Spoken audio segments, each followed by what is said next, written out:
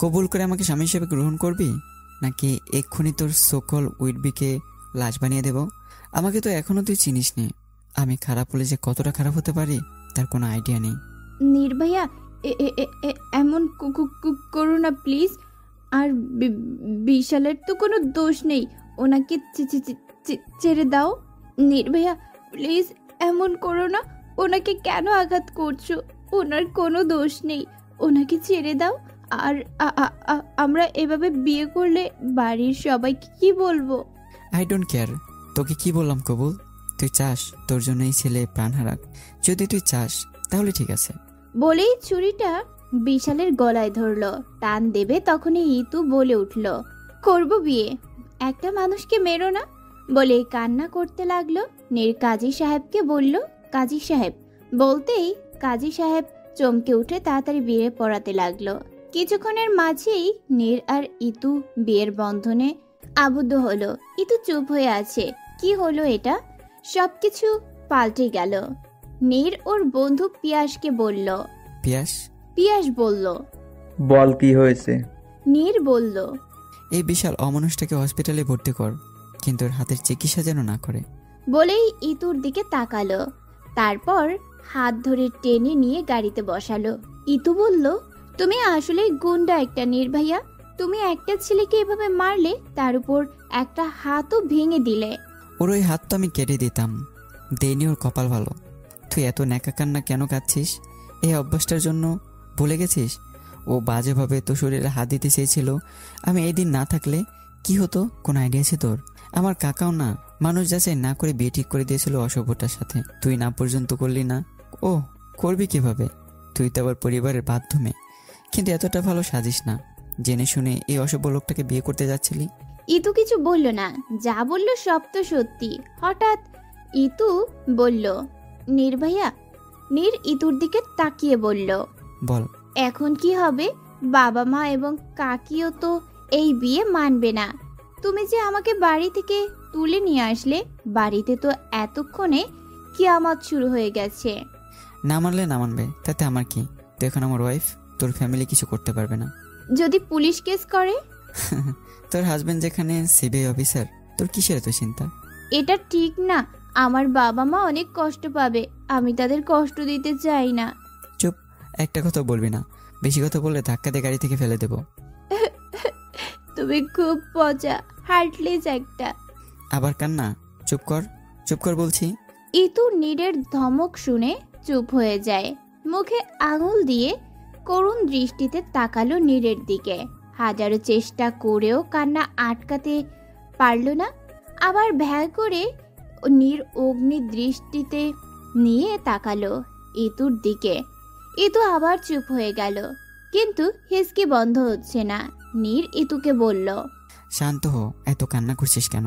তারপর সামনে তাকিয়ে বলল, চাচা পানির বোতলটা দাও তো। ড্রাইভার চাচা পানির বোতল দিয়ে বলল, নাও। নীর ইতুকে পানির বোতল দিল। ইতু কাপা কাপা হাতে বোতল নিয়ে সামান্য গলাটা ভিজালো। ইতু বাহিরের দিকে তাকিয়ে ফুপিয়ে কেঁদে যাচ্ছে। নীর ইতুর হাত ধরে টেনে ইতুকে নিজের বাহুডোরে আবদ্ধ করে নিল। ইতু উঠতে চাইলেই আরো শক্ত করে জড়িয়ে ধরল। ইতু দূরে সরে যেতে নিলেই নীর বলল, এত নড়াচড়া করছিস কেন? স্থির হয়ে থাকতে পারিস না? ছাড়ো আমাকে, ছাড়ো। চুপচাপ থাক। গাড়ি থামতেই ইতুর বুকের ধকধকানি বেড়ে গেল। গাড়ি থেকে নামতেই ইচ্ছুক না থাকার পরও নামতে হলো। নীর ইতুর হাত টেনে বাড়ির ভিতরে ঢুকলো।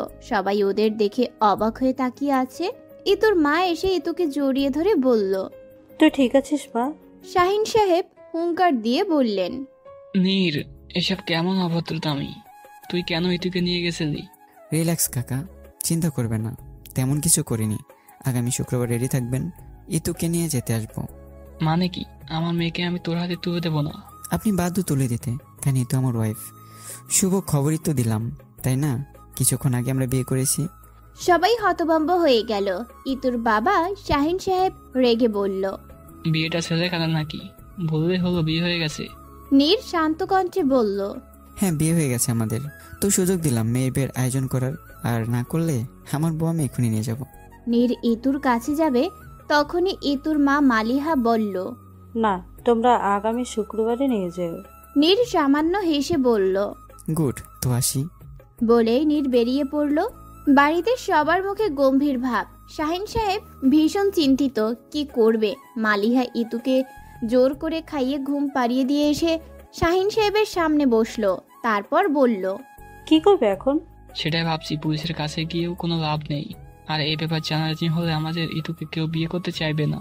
তুমি কি করতে চাইছো? তুমি কি ওদের আলাদা করতে চাইছো? হ্যাঁ, ওই ফ্যামিলিতে আমার মেয়ে ভালো থাকবে না। নীরের মা নীরের বিয়ে ঠিক করেছিল ওর খালাতো বোন বৃষ্টির সাথে। সেখানে আমাদের মেয়েকে মেনে নেবে না। আমার মেয়ের কষ্ট হবে সেখানে। তুমি তো নীরকে চিনো, ও ইতুর কোনো অসুবিধা হতে দেবে না। কিন্তু মালিয়া নীর প্রচুর রাগী। আবার ওর যেই পেশা, ওর জীবন অনেক ঝুঁকিতে থাকে। প্রায় সময় যেখানে সেখানে যেতে হয়। তখন আমার মেয়েটার কি করবে? এত চিন্তা করছো কেন? কিছু হবে না। নীর বাড়ি ফিরে নিজের রুমে বিছানায় শুয়ে পড়ল। চোখ বন্ধ করলো। চোখের সামনে ইতুর ভীত মুখটা ভেসে উঠতেই নীর এক গাল হেসে মনে মনে বলল, আমার পাগলিটা। হঠাৎ মেয়েলি কণ্ঠে কেউ বলল, নীর ভাইয়া। নীর চোখ খুলে দেখে বৃষ্টি দাঁড়ানো, বেশ লাজুক ভঙ্গিতে। আবার বৃষ্টি বলল, আপনার জন্য ঠান্ডা শরবত নিয়ে আসবো? নীর বলল, না, বৃষ্টি লাগবে না, তুমি যাও। বৃষ্টির মুখটা মলিন হয়ে গেল। আবারও সে বেশ মিনমিনে কণ্ঠে বলল, আপনার ভালো লাগবে। ওকে। বৃষ্টি খুশি হয়ে রুম থেকে বেরিয়ে গেল। তখনই নীরের মা সেলিনা বেগম রুমে প্রবেশ করলো। নীরের সামনে গিয়ে রেগে বলল, নীর, তুই এটা কি করেছিস? আমি যা শুনেছি তা কি সত্যি? হ্যাঁ মা, সত্যি। আমি ইতুকে বিয়ে করেছি। আগামী শুক্রবার ওকে এখানে নিয়ে আসবো। নিজেকে কি মনে করিস তুই? কিভাবে করলি? যেখানে বৃষ্টির সাথে তোর বিয়ে ঠিক ছিল, মেয়েটা কত আশা নিয়েছিল। এতে আমার দোষ নেই। আগে বলেছিলাম যে আমি বৃষ্টিকে বিয়ে করব না। তুই এটা মোটেও ঠিক করিসনি নীর। হঠাৎ নীরের চোখ দরজায় পড়তেই দেখলো বৃষ্টি অনুভূতি শূন্যভাবে দাঁড়িয়ে আছে। নীর ধীরে ধীরে বৃষ্টির কাছে গেল। তারপর বলল, আই এম সরি বৃষ্টি। বৃষ্টি কিছু বলল না, শুধু মাথা নিচু করে ফেলল। নীর আর কিছু না বলে বেরিয়ে পড়ল বাড়ি থেকে। এখন রাত 11টা বাজে। মালিহা ইতুকে খাইয়ে ঘুমাতে বলে চলে গেল। ইতুর চোখে ঘুম নেই। সে ভাবনায় বিভোর। আজ কত কিছু হয়ে গেল। আজ নীর ভাইয়া কি করলো এটা? একটা সময় কতটা ভালোবাসতাম তাকে। তখন তো অবুঝের মতো ছিল, কিন্তু মাঝে মাঝে অদ্ভুত কাণ্ডের মাধ্যমে ভালোবাসা প্রকাশ করত। আবার মাঝে মাঝে এমন করতো যেন তার সাথে আমার কোনো কথা জীবনেও হয়নি। কতবার নিশ্চুপভাবে আমার ছোট হৃদয়টাকে ভেঙেছে। হঠাৎ মেসেজ আসলো। আওয়াজ পেয়ে ভাবনার জগৎ থেকে বেরিয়ে আসলো ইতু। মেসেজে নীর বলল, বারান্দায় দরজা খোলো। ইতু আঁকতে উঠল। বিছানা থেকে নেমে দৌড়ে গিয়ে দরজা খুলল। ওপাশে নীর দাঁড়ানো। নীর তাড়াতাড়ি রুমে ঢুকে বিছানায় গিয়ে বসলো। ইতু তো হা হয়ে আছে, তবুও নিজেকে সামলে বলল, নীর ভাইয়া তুমি এখানে? হুম। কিন্তু এত রাতে এখানে কেন? কেন, আজ আমাদের বাসরাত না? আজ রাত কি আলাদা থাকা যায়? নীরের কথা শুনে ইতু আকাশ থেকে পড়ল। ইতু অবাক হয়ে দেখে নীরের কোনো রিয়াকশন দেখলো না। বিছানা থেকে উঠে আলমারির কাছে আলমারি খুলে একটা কালো শাড়ি বের করে ইতুর কাছে এসে বলল, এই নে, এই শাড়িটা পরে নে। কি? কেন, কম শুনিস নাকি? তাড়াতাড়ি শাড়িটা পরে আয়। না। নীর ভুরু কুঁচকে বলল। আমি তোর মতামত চেয়েছি একবারও? ইতু বিরক্ত হয়ে বলল, কি শুরু করলে? এমনি কত অশান্তি চারপাশে, তোমাকে এখানে কেউ দেখলে কেলেঙ্কারি হয়ে যাবে। চলে যাও। নীর একটা ব্যাপক ভাব নিয়ে বলল, দেখবে দেখবে, আমি আমার বউয়ের কাছে এসেছি, তাতে কার কি? বেশি কথা বললে এক্ষুনি নিয়ে যাব। ইতু বুঝতে পারছে নীরের সাথে কথা বলে কোনো লাভ নেই, তাই চুপ হয়ে রইল। নীর হঠাৎ বলল, কি রে, কি বলছি? যা, শাড়ি পরে আয়, নাকি আমি পরিয়ে দেবো? নীরের কথা শুনে ইতু বুড়ো কুচকে তাকিয়ে বলল, না আমি পারবো। বলেই শাড়ি নিয়ে ওয়াশরুমে যেতে নেবে। তখনই নীর বলল, ওয়াশরুমে যেতে হবে কেন? এখানে চেঞ্জ কর। ইতু মেজাজ খারাপ করে তাকালো নীরের দিকে। নীর দুষ্টু হেসে বলল, ওকে ওকে, কুল, যা। ইতু মেজাজ দেখিয়ে চলে আসলো। নীর জায়গায় বসে হুহা করে হেসে উঠল। কিছুক্ষণ পর ইতু বেরিয়ে আসলো। ইতুকে দেখে নীর কিছুক্ষণ অবাক হয়ে তাকিয়ে থেকে হো হা করে হেসে উঠল। ইতু গাল ফুলিয়ে দাঁড়িয়ে রইল। নীর বলল, খুব তো তখন ভাব দেখিয়ে বললি তুই পারবি, তাহলে এখন শাড়ি পেঁচিয়ে আসিস কেন? এত হাসার কি আছে? শাড়ি তো শাড়ি, একভাবে হলেই হলো। আমি তো বাইরে যাচ্ছি না, তোমার শেষ দেখা, এবার চলে যাও। আজ রাত তো এখানেই থাকবো। কি? এই না তোর কথা শুনতে চাইছি আমি। এখন আমার কাছে আয়, শাড়ি ঠিক করে দেই। না না, লাগবে না। বেশি কথা বলবি না, আয়। নীর ইতুকে শাড়ি পরিয়ে দিতে লাগলো, আর ইতু তো পাথরের ন্যায় হয়ে আছে। হঠাৎ হঠাৎ নীরের শীতল স্পর্শ ইতুকে জমিয়ে দিচ্ছে। নীর শাড়ি পরিয়ে ইতুকে বলল, এত কাঁপাকাঁপি করিস কেন? একটু হলেই তো ভূমিকম্প শুরু হয়ে যেত। বলেই হুহা করে হেসে উঠল। ইতু বিরক্তি নিয়ে অন্যদিকে তাকালো। নীর বিছানায় গিয়ে শুয়ে পড়ল। তারপর হাতের ইশারায় ইতুকে ডাকলো। ইতু গাল ফুলিয়ে বিরক্ত নিয়ে গিয়ে সামনে দাঁড়ালো। নীর আর কিছু না বলে ইতুর হাত ধরে টেনে নিজের বুকের উপর ফেলে জড়িয়ে ধরল। ইতু তো হা হয়ে গেল। নিজেকে ছাড়াতে ছাড়াতে বলল, কি করছো? ছাড়ো। নীর ইতুকে বিছানায় ফেলে ইতুকে বিছানার সাথে চেপে ধরল। নীর অগ্নি দৃষ্টি নিক্ষেপ করে রয়েছে ইতুর দিকে। ইতু ঘাবড়িয়ে বলল, কি কি কি কি করছো নীর ভাইয়া? নীর বলল, চাইলে অনেক কিছু করতে পারি, কিন্তু এখন কিছু করব না। ইতু হাঁপ ছেড়ে বাঁচল। নীর ইতুকে উঠিয়ে বসালো। তারপর জিন্সের পকেট থেকে একটা লকেট বের করে ইতুকে পরিয়ে দিয়ে ঘাড়ে আলতো করে একটা চুমু এঁকে দিল। প্রথম কোনো ছেলের স্পর্শ পেয়ে ইতু পুরো জমে গেল। নীর হঠাৎ ইতুর কোলে মাথা রেখে বলল, আমার চুলগুলো নেড়ে ছেড়ে দেয় তো ঘুমাবো। ইতুর কোনো কথা না শুনে নীর ইতুর হাত নিয়ে নিজের চুলে রাখল। ইতু এবারও কিছু করল না। নীর ভুরু কুচকে বলল, করবি না? তাহলে চল বাসর করি। ইতু চমকে উঠে তাড়াতাড়ি চুল নাড়াচাড়া করতে লাগলো। নীর বাঁকা হেসে চোখ বন্ধ করে ফেলল। নীরের কোনো সারা শব্দ নেই, হয়তো ঘুমিয়ে গেছে। ইতুর দু চোখের পাতা কখন যে অবাধ্য হয়ে বুঝে গেল তা ইতু জানে না।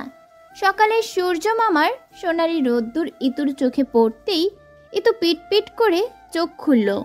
একবার বন্ধ হয়ে গেলেও আবার খোলার চেষ্টা করলো। নিজেকে নীরের বাহু ডোরে পেয়ে চমকে উঠল। কিন্তু ইতুর ভালো লাগছে। কিন্তু এই ভালো লাগাকে দমিয়ে তাড়াতাড়ি উঠতে গেলেই নীর আরো শক্ত করে ধরল। ইতু বুঝতে পারলো নীর জেগে আছে। ইতু রাগে কটমট করতে করতে বলল, কি করছো? ছাড়ো। চুপচাপ থাক, এতক্ষণ ঘুমিয়েছিলি তাই ভালো ছিল। ইতু জোর করে উঠে বলল, তুমি কি শুরু করেছো? আর কয়টা বাজে? এখনো যাওনি? নীর বলল, যাবো তো। হঠাৎ দরজায় কেউ নক করলো। ইতু ঘাবড়ে বলল, হায় আল্লাহ, কে এসেছে? যা দরজা খুলে দে। ইতু বলল, আগে তুমি লুকাও। আমি কি চোর নাকি? কেন লুকাবো? ইতু বিরক্ত হয়ে বলল, তোমার ভাব অন্য কোথাও দেখাও, এখানে না। নির্বিছানা থেকে উঠে হঠাৎ গিয়ে দরজা খুলে দিল। ইতু হা হয়ে গেল। দরজার ওপাশে ইতুর ছোট ভাই তুতুল দাঁড়ানো। তুতুল নীরের দিকে তাকিয়ে ভ্যাবাচাকা খেয়ে গেল। নিজের চোখে চশমাটা ঠিক করে বলল, আপু, আমার চোখে হয় তো একটু বেশি সমস্যা শুরু হয়েছে। আমি তোমাকে নীর ভাইয়ের সাথে দেখেছি। আচ্ছা, আমার জ্যামিতি বক্সটা এই ঘরে, শরত নিতে এসেছি। তুতুল ভিতরে ঢুকে ইতুকে দেখে বলল, এই দেখো আপু, এখন তোমাকে ঠিক দেখছি দরজার কাছে। নীর ভাইয়া মনে হয় ছিল। বলেই দরজার দিকে তাকিয়ে হা হয়ে আবার ইতুর দিকে তাকালো। নীর দরজার কাছে এসে টেবিলে রাখা জ্যামিতি বক্সটা তুতুলের হাতে দিয়ে বলল, জি ছোট বিদ্যাসাগর, এখন যা, আমাদের বিরক্ত করিস না। বলে তুতুলের হাত ধরে বাইরে নিয়ে আবার দরজা আটকে দিল। তুতুল বোকার মতো তাকিয়ে রইল দরজার দিকে। ইতু নীরকে বলল, তুমি কি করলে? তুতুল যদি বলে দেয় তখন কি হবে?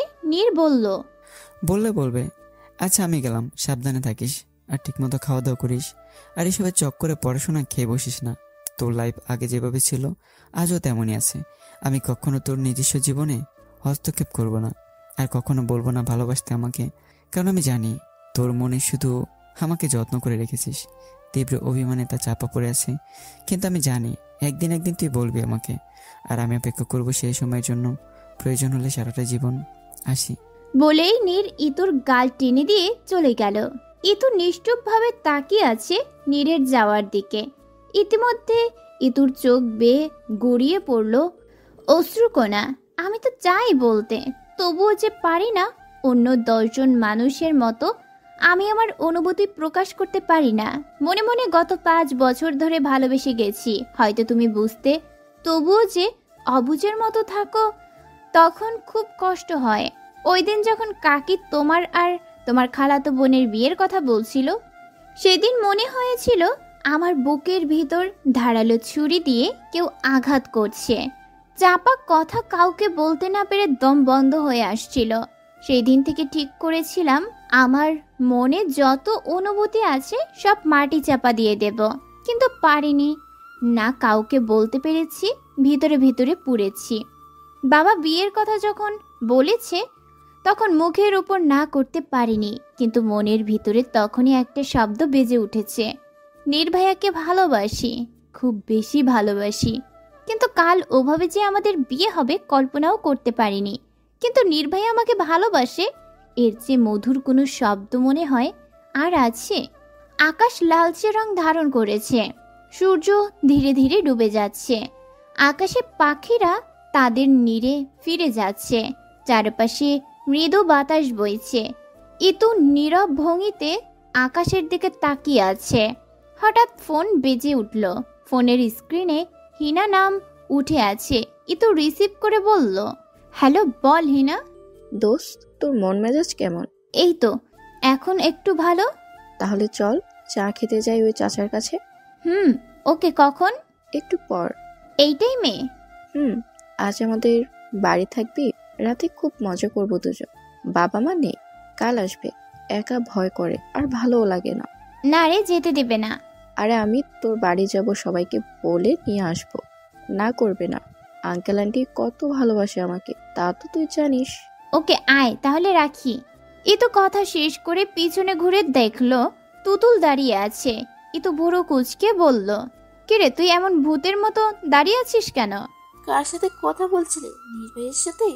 চুপ কর, এত বেশি বুঝিস কেন? আর তুই এখানে কি করিস? তোর না সামনে পরীক্ষা, এসএসসি পরীক্ষা? এত সহজ না, বুঝছিস? জানি আপু, মাত্র একটা বই শেষ করে আসলাম। ভালো ভালো। আর শোন, কাউকে বলিসনি তো সকালের কথা? না বলিনি। আর যদি না চাও বলি, তাহলে আমাকে একটা বই কিনে দিতে হবে। রাজি? ওকে। এই তো আমার লক্ষ্মী আপু। হয়েছে। ইতু বুড়ো কুচকে তাকিয়ে আছে হিনার দিকে। ইতু বলে উঠল, কিরে কি শুরু করেছিস?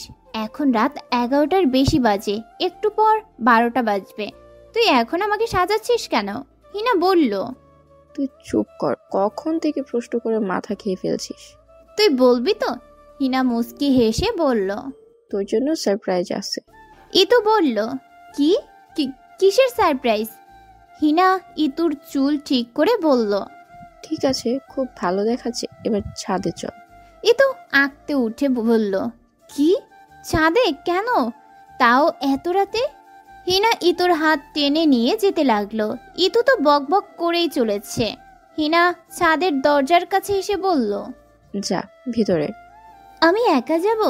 আরে যা, ভয়ের মতো কিচ্ছু না। ইতু তবুও যেতে চাইলো না। হিনা বাধ্য হয়ে ইতুকে জোর করে ছাদে পাঠিয়ে দিল। ইতু ছাদে এসে চারপাশ দেখে হা হয়ে গেল। এ কি, এ কোথায় আসলাম আমি? এ তো যেন কল্পনার জগতের মতো সাজানো। ইতু চারপাশ দেখে ইতুর মন মুগ্ধতার স্রোতে ভেসে গেল। হঠাৎ সামনে তাকাতেই ইতুর বুকের ভেতর ধকধকানি বেড়ে গেল।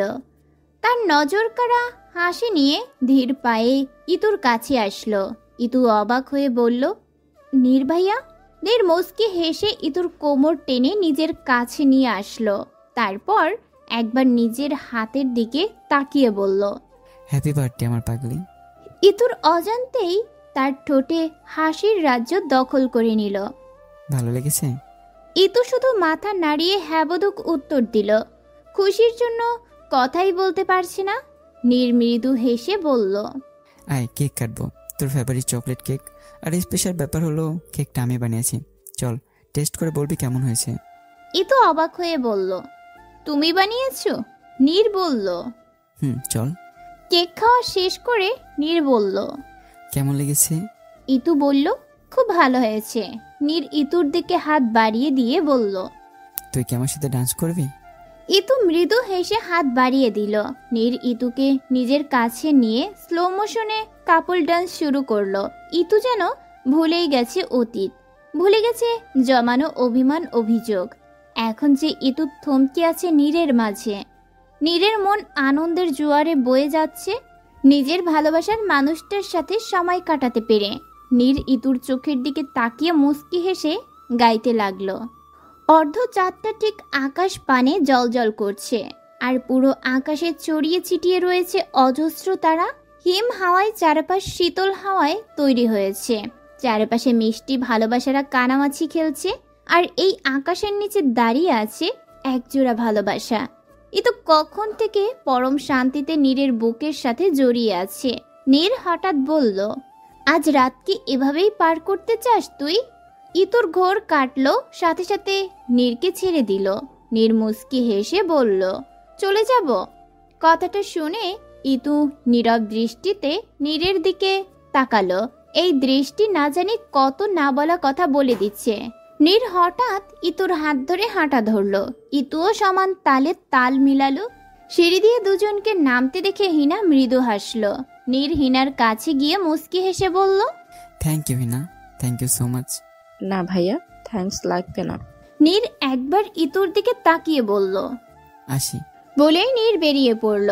ইতু সেই দিকেই তাকিয়ে আছে। হিনা এসে দুষ্টু হেসে বলল, আরে দোস্ত, আর তো 2টা দিন, তারপর তো নির্ভাইয়ার বাড়িতে একসাথে থাকতে পারবি। নির্ভাইয়ার সাথে। চুপ কর তো, ফালতু কথা। কি ফালতু কথা? স্যার, আমার শাড়ি চেঞ্জ করতে হবে।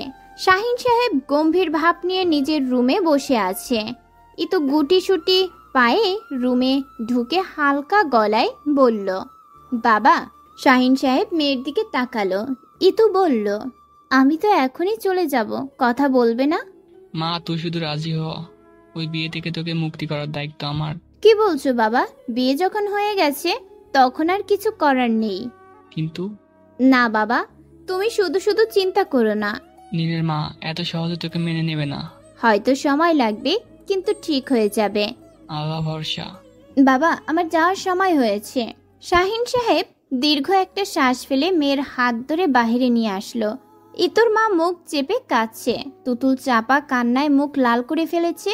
শাহিন সাহেব গম্ভীর কণ্ঠে বলল, নীর আমার একটা মাত্র রাজকন্যা, ওকে কখনো কষ্ট দিস না, তাহলে কিন্তু আমি নিজে তোকে মেরে জেলে যাব। নীর মুচকি হেসে বলল, কাকা চিন্তা করবেন না। অতঃপর ইতুকে গাড়িতে উঠালো। গাড়ি ছুটতে লাগলো নীরের বাড়ির উদ্দেশ্যে। ইতু কেঁদে কেঁদে হিসকি উঠে গেছে। নীর ইতুকে কখন থেকে শান্ত হতে বলছে, কিন্তু ইতু শুনছে না। নীর রেগে তাকিয়ে কড়া কণ্ঠে বলল, তুই থামবি? মেজাজ খারাপ হয়ে যাচ্ছে কিন্তু।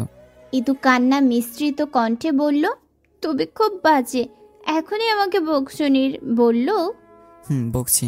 বকা খাওয়ার কাজ করিস কেন? কান্না করে চোখ মুখের কি হাল করেছিস? ইতু গাল ফুলিয়ে বাহিরের দিকে তাকিয়ে মিনমিনে বলল, হার্টলেস। বাড়িতে প্রবেশ করা মাত্রই কাজের লোকেরা চলে আসলো, কিন্তু কাকিকে কোথাও দেখতে পেলাম না। সিঁড়ি দিয়ে একটা সুন্দরী মেয়ে নেমে আসছে। মুখখানা মলিন হয়ে আছে।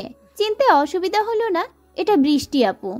বৃষ্টি মুখে নকল একটা হাসি দিয়ে বলল, আপনারা এসে গেছেন? ইতু কেমন আছো?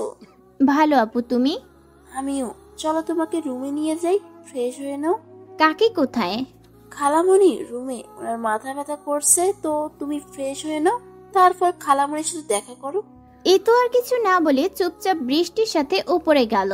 ইতু রুমে গিয়ে ফ্রেশ হয়ে বের হয়ে আয়নার সামনে দাঁড়িয়ে মুখ মুছছিল। হঠাৎ পেটে কারো উষ্ণ স্পর্শ পেয়ে থমকে গেল ইতু। আয়নায় স্পষ্ট নীরের মুখটা দেখা যাচ্ছে। নীর ইতুর চুলে মুখ গুজে চোখ বন্ধ করে ফেলল। ইতুও আবেগে চোখ বন্ধ করে ফেলল। তারপর কাপা কণ্ঠে বলল, কি কি কি করছো? নীর চোখ বন্ধ রেখেই বলল, কই, কিছুই তো করলাম না। বৃষ্টি এসেছিল খেতে ডাকতে। নক না করে ভিতরে ঢুকে নিজেই বেকায়দায় পড়ে গেলেও উল্টো ঘুরে বলল, সরি, আমার নক করে আসা দরকার ছিল। বৃষ্টির কণ্ঠ পেয়ে ইতু আর নীর দূরে সরে গেল। নীর বলল, কেন এসেছিলে? ওই খাবার খেতে যাওয়ার জন্য। ওকে, তুমি যাও, আমরা যাচ্ছি। বৃষ্টি মাথা নাড়িয়ে চলে আসলো। বুকের ভেতরটা চিনচিন ব্যথা হচ্ছে, চোখের কোণে কষ্টরা জড়সড় হলো বৃষ্টির। যাকে ভালোবাসে তাকে অন্য কারোর সাথে দেখা কি যে যন্ত্রণার, এটা শুধু সেই জানে। একতরফা ভালোবাসাগুলোর পরিণতি হয়তো এমনই হয়। ইতু ছোট ছোট পা ফেলে নীরের মার রুমে ঢুকলো। নীরের মা বসে আছে, একটা বই পড়ছে। ইতুকে দেখে চোখ তুলে তাকালো। ইতু হালকা কণ্ঠে বলল, কেমন আছো কাকি? নীরের মা গম্ভীর কণ্ঠে বলল, ভালো, তুই কেমন আছিস? ভালো, খেতে চলো। ইচ্ছে করছে না, মাথা ব্যথা করছে। মাথায় মলম লাগিয়ে দেব? না থাক, এত যত্ন দেখাতে হবে না, পালে আমাকে একটু একা ছেড়ে দে। ইতুর মুখটা ছোট হয়ে গেল। এমন কিছুর মুখোমুখি হতে হবে তা তো জানা ছিল। ইতু কিছু না বলে মাথা নিচু করে চুপচাপ বেরিয়ে পড়ল। খাবার টেবিলে মন খারাপ করে বসতেই নীর বলল, কি হয়েছে তোর? মা কোথায়? কিছু বলেছে তোকে? ইতু তাড়াতাড়ি বলে উঠল, না, আমাকে কিছু বলেনি, কাকির মাথা ব্যথা করছে তাই আসেনি। বৃষ্টি বসা থেকে উঠে বলল, আমি দেখে আসি। না, তুমি খাবার খাও। বলেই চম্পাকে খাবার প্লেট নিয়ে মার রুমে যেতে বলল। নীর ও ওর মার রুমের দিকে হাঁটা দিল। টেবিলে বসে থাকলো ইতু আর বৃষ্টি। বৃষ্টি বলে উঠল, তুমি খাচ্ছ না কেন? খেয়ে নাও। ইতু মৃদু হেসে সম্মতি দিল। চাপা খাবার নিয়ে সেলিনার সামনে রাখতেই সেলিনা গম্ভীর কণ্ঠে বলল, এইসব কি আমি কি আনতে বলেছি? নিয়ে যা। তখনই নীর ঢুকে চম্পাকে যেতে বলল।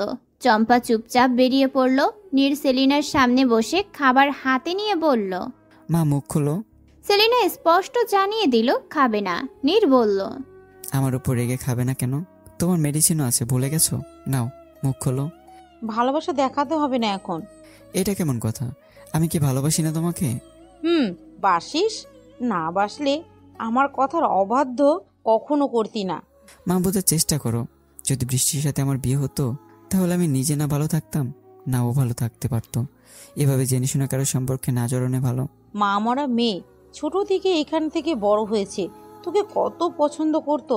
ওর কেমন লাগছে তুই জানিস? হয়তো জানি না, কিন্তু ধীরে ধীরে ঠিক হয়ে যাবে। তুমি চাইলে বৃষ্টির জন্য ভালো ছেলে আনবো। তুমি আমার বন্ধু মেঘকে তো চেনোই, আমাদের এখানে এসেছিল। ও বৃষ্টিকে দেখে পছন্দ করেছিল। মেঘ খুব ভালো ছেলে। বৃষ্টি এখন রাজি হতে চাইবে না। আর তুই যা, এখন খাবো না আমি। ওকে ফাইন, খেতে হবে না, আমিও খাবো না, না খেয়ে কাজে চলে যাব। তুই আমাকে ব্ল্যাকমেল করছিস? এবার মুখ খোলো। সেলিনা না চাইতেও খেয়ে নিল। ইতু আর বৃষ্টি বসে কথা বলছিল। বৃষ্টির চোখ হঠাৎ ইতুর গলায় পড়তেই বলে উঠল, ওয়াও ইতু, তোমার লকেটটা তো খুব সুন্দর, কোথা থেকে কিনেছো? ইতু লকেটটা হাত দিয়ে মুচকি হেসে বলল, নির্ভয়া দিয়েছে। বৃষ্টি মৃদু হেসে বলল, খুব সুন্দর। এর মাঝে নীর রুমে এসে আলমারি থেকে কাপড় নিয়ে ওয়াশরুমে গেল। কিছুক্ষণ পর বেরিয়ে আসতেই ইতু বলল, কোথায় যাচ্ছ? নীর মুচকি হেসে বলল, কাজে, আসতে রাত হবে। বৃষ্টি ওর খেয়াল রেখো। ঠিক আছে, চিন্তা করবেন না। এর মাঝে নীরের ফোন বেজে উঠল। নীর কল রিসিভ করে বলল, হ্যালো, ধরতে পেরেছিস? ভেরি গুড, আমি আসছি, ধরে রাখ, পালাতে যেন না পারে। বলেই কল কেটে আলমারি থেকে গানটা বের করে নিল। ইতু গান দেখে ভয় পেয়ে গেল। তারপর বলল, ওটা নিয়ে কোথায় যাচ্ছ? নীর বলল, এটা ছাড়া কি যাওয়া যায় নাকি যখন তখন? বৃষ্টি, আমি তো বলতেই ভুলে গেছি, মা তোমাকে ডেকেছিল। ও আচ্ছা, আমি গেলাম। বৃষ্টির রুম থেকে বেরিয়ে যেতেই নীর হঠাৎ ইতুর কপালে নিজের অধর ছোঁয়ালো। তারপর মিষ্টি হেসে ইতুর গাল টেনে বলল, আসি, আর তুই পড়তে বস, কাল ভার্সিটি যাবি আবার। বলে নীর বেরিয়ে পড়ল। ইতু কিছুক্ষণ অবাক হয়ে থেকে হঠাৎ লাজুক হাসল। সামনে একটা ছেলেকে চেয়ারের সাথে বেঁধে রাখা হয়েছে। তার সামনে নীর পকেটে হাত দিয়ে সিরিয়াস ভঙ্গিতে দাঁড়িয়ে আছে, আর তার আশেপাশে মেঘ দাঁড়ানো। সব নীরবতার সমাপ্তি ঘটিয়ে নীর বলল, বল, এখন পর্যন্ত কতগুলো মেয়েকে বাইরে পাচার করেছিস? চেয়ারের সাথে বাঁধা আহত ছেলেটা বাঁকা হেসে বলল, তা জেনে কি করবেন অফিসার? ভালোই ভালোই আমাকে যেতে দেন। তা তো সম্ভব না। তোদের লজ্জা করে না? সেই মেয়েদের গর্ভে জন্ম নিয়েছিস, সেই মেয়েদের বাইরে পাচার করে দিস। অত সব দিয়ে আমার কি? আমাকে ছেড়ে দেন। না হলে আপনার সামনে ঘোর বিপদ অপেক্ষা করছে। বিয়ে করেছে নতুন শুনেছি, আপনার বউটা বলে হেব্বি সুন্দরী। ওকে। আর কিছু বলার আগে রেগে একটা লাথি মারলো নীর। ছেলেটা আর্তনাদ করে চেয়ার নিয়ে পড়ে গেল। নীর আর কিছু করার আগে মেঘ নীরকে ধরে ফেললো, তারপর বলল, ওর কথায় কান দিস না, ও কিছুই করতে পারবে না। নীরের চোয়াল শক্ত হয়ে গেল। নীর কিছু করার আগে মেঘ ধরে ফেলল। মেঘ জোর করে নীরকে বাহিরে নিয়ে আসলো, আর ভিতরে ছেলেটা পাগলের মতো হেসেই চলেছে। নীর মেঘকে বলল, আমাকে ছাড়, ওকে তো। রিল্যাক্স নীর, তোর আঘাত লেগেছে, তুই বাড়ি যা। এইসব কিছু না। আমি আস্তে আস্তে কিভাবে পালালো, মাঝরাস্তায় না দেখলে তো এই অমানুষটার হাতের বাইরে চলে যেত। ওকে কড়াগাড়ে রাখিস, আবার যেন না পালায়।